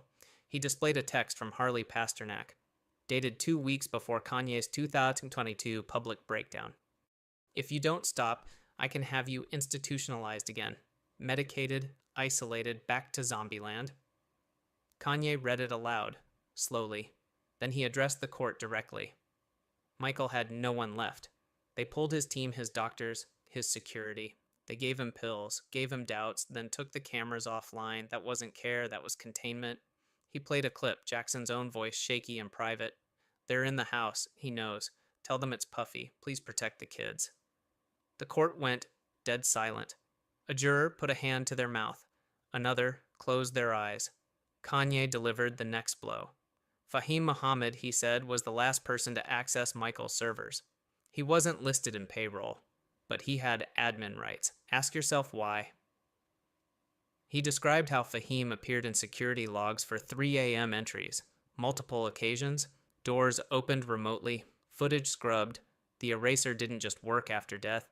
He prepared the void before it.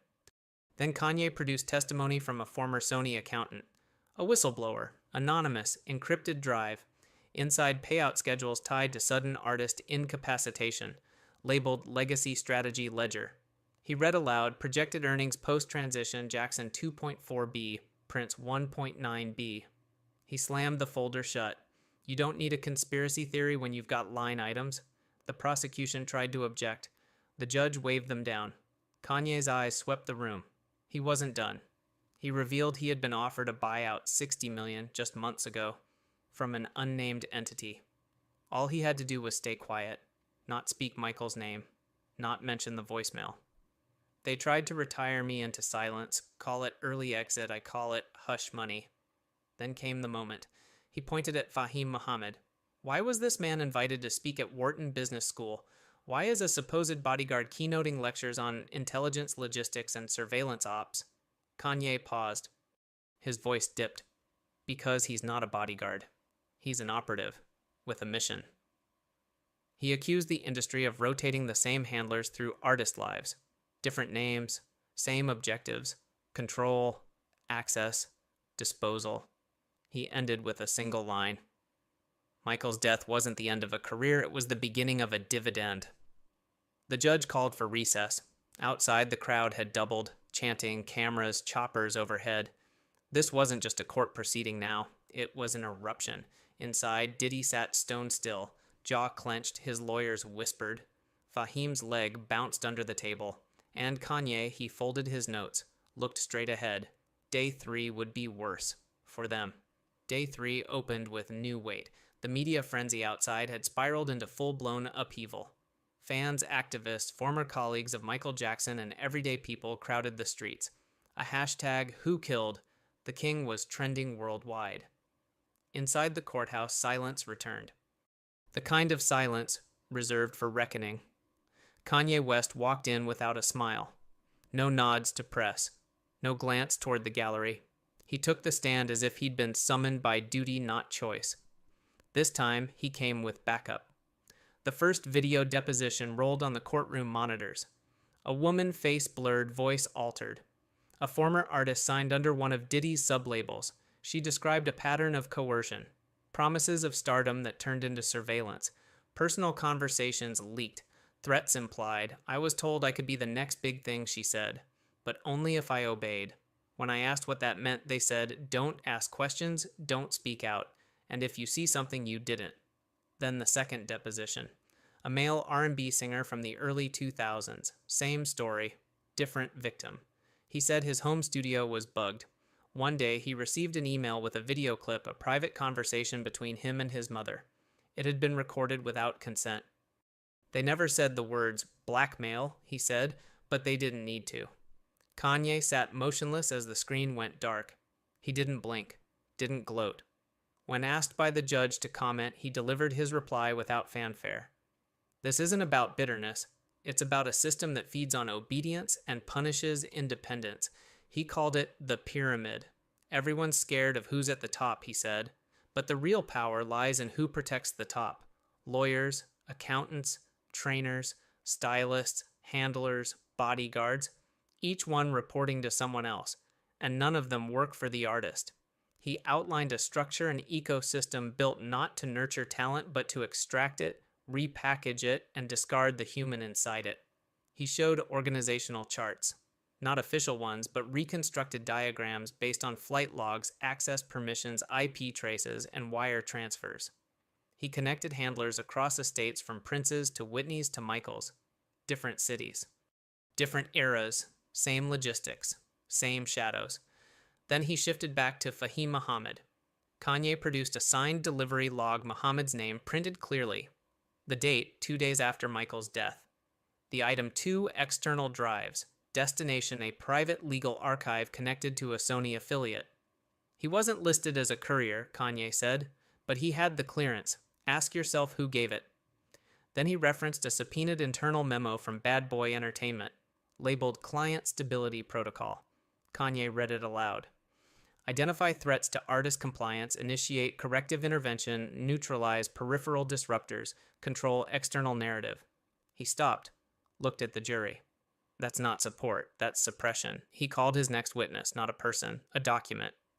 The court projector displayed a redacted spreadsheet titled Transition Event Projections, dated a week before Jackson's death. Columns for insurance coverage, asset reallocation timelines, public relations contingency plans. Kanye zeroed in on one cell. Projected stream revenue week 1 post-event, $92 million. He said nothing for a full 15 seconds. Then, that's not mourning, that's monetizing. The prosecution scrambled. They motioned to strike the document from the record.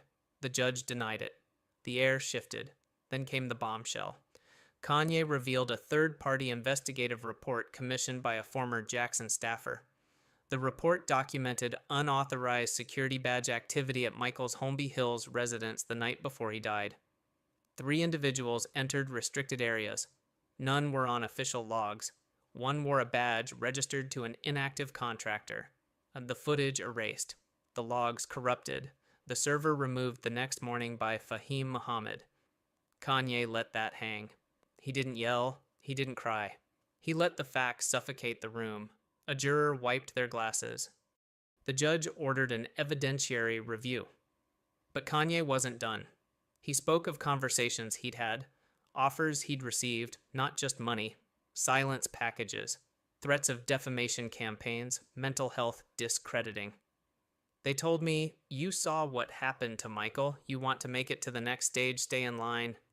He mentioned surveillance, hotel rooms bugged, emails deleted from the server, credit accounts frozen, texts from numbers that didn't exist, a digital ghosting campaign. Then he quoted a message he received from someone inside a major streaming platform. Your numbers don't matter. What matters is how manageable you are. He let that sentence echo. You're not chosen because you're talented, he said. You're chosen because you're useful, until you're not. The courtroom sat paralyzed. Fahim stared at the table. Diddy whispered to his attorney. And Kanye just sat back. Michael knew. He said it. He said Puffy was there. He said protect the kids. He said it. And still, we let them erase him. He didn't ask the court to believe him. He asked them to look. Day 4 didn't begin in the courtroom. It began on the steps outside. Fans, artists, activists, hundreds of them stood shoulder to shoulder under cloudy skies, holding signs that read, "Justice for Michael Truth needs no mic," and they tried to silence him. A candlelight vigil burned through dawn. A slow chant moved through the crowd. He said, "Puffy!" He said, "Puffy!" He said, "Puffy!" Inside, the atmosphere was altered, not just tense, charged. The judge entered with steel in her voice. She declared that portions of the court would be sealed moving forward due to emerging federal interest. She said plainly, "This is now a matter of national concern." Kanye sat down without a word. His counsel slid forward a folder. In it, a sworn statement from Jermaine Jackson. The brother of Michael Jackson had stepped forward, on camera, under oath. He told us, Jermaine said, "Michael told us he was being watched. He told us there were people around him he didn't choose. He begged us to take the kids and go. But we didn't understand how serious it was." His voice cracked. "We thought it was paranoia. Now we know it was prophecy." Then came a statement from LaToya Jackson, read by her attorney. Michael didn't die from drugs. He died from control. He was a commodity. And when he tried to become a man again, instead of a brand, they removed him. The judge asked for calm as murmurs rose from the gallery. Then came a handwritten letter from Paris Jackson, delivered through legal proxy. A daughter's grief made real in ink. I remember him whispering. I remember the fear. I remember waking up and seeing him crying. I remember hearing the voice on that voicemail. It was real. It's always been real. When it was read aloud, the room stopped breathing. Kanye didn't interrupt. He let the Jackson family reclaim the floor. Then he returned. He introduced a new exhibit, a series of emails from an anonymous source inside AEG Live, dated 10 days before Jackson's death. One message stood out. He doesn't need to survive the tour. Just opening night. The gallery gasped. The defense team stood. The judge raised her hand. "Sit down," she said. "This court will hear it." Kanye now moved with calm precision. No anger, just fire. He unveiled a memo titled Asset Reclamation Framework, an internal policy document from a major entertainment conglomerate. It outlined the procedural steps in the event of an artist's sudden death. It included terms like media repositioning, asset protection seizure, and post-event catalog maximization. The document stated that triggering the policy would require authentication of terminal outcome, a euphemism for death. Then Kanye called for a forensic accountant. The witness, previously anonymous, took the stand under oath. They confirmed the transfer of over $70 million in Jackson-related catalog rights within 3 days of his passing. Shell companies were used to fragment ownership, making recovery nearly impossible. Someone had the mechanism ready, the accountant said, and they deployed it instantly, before the autopsy was even filed. The jury sat motionless. Kanye turned back to the video projector. On screen, unreleased security footage leaked by a former Jackson staffer. It showed 2 unidentified men entering the private quarters of the Holmby Hills residence the night before Jackson's death. No faces, just movements, just shadows. One of them used a key code, a code only 5 people knew. Fahim Muhammad was one of them. There was no timestamp on the footage, but the footage itself had been stored on a backup hard drive that had vanished from official inventory. The source, a former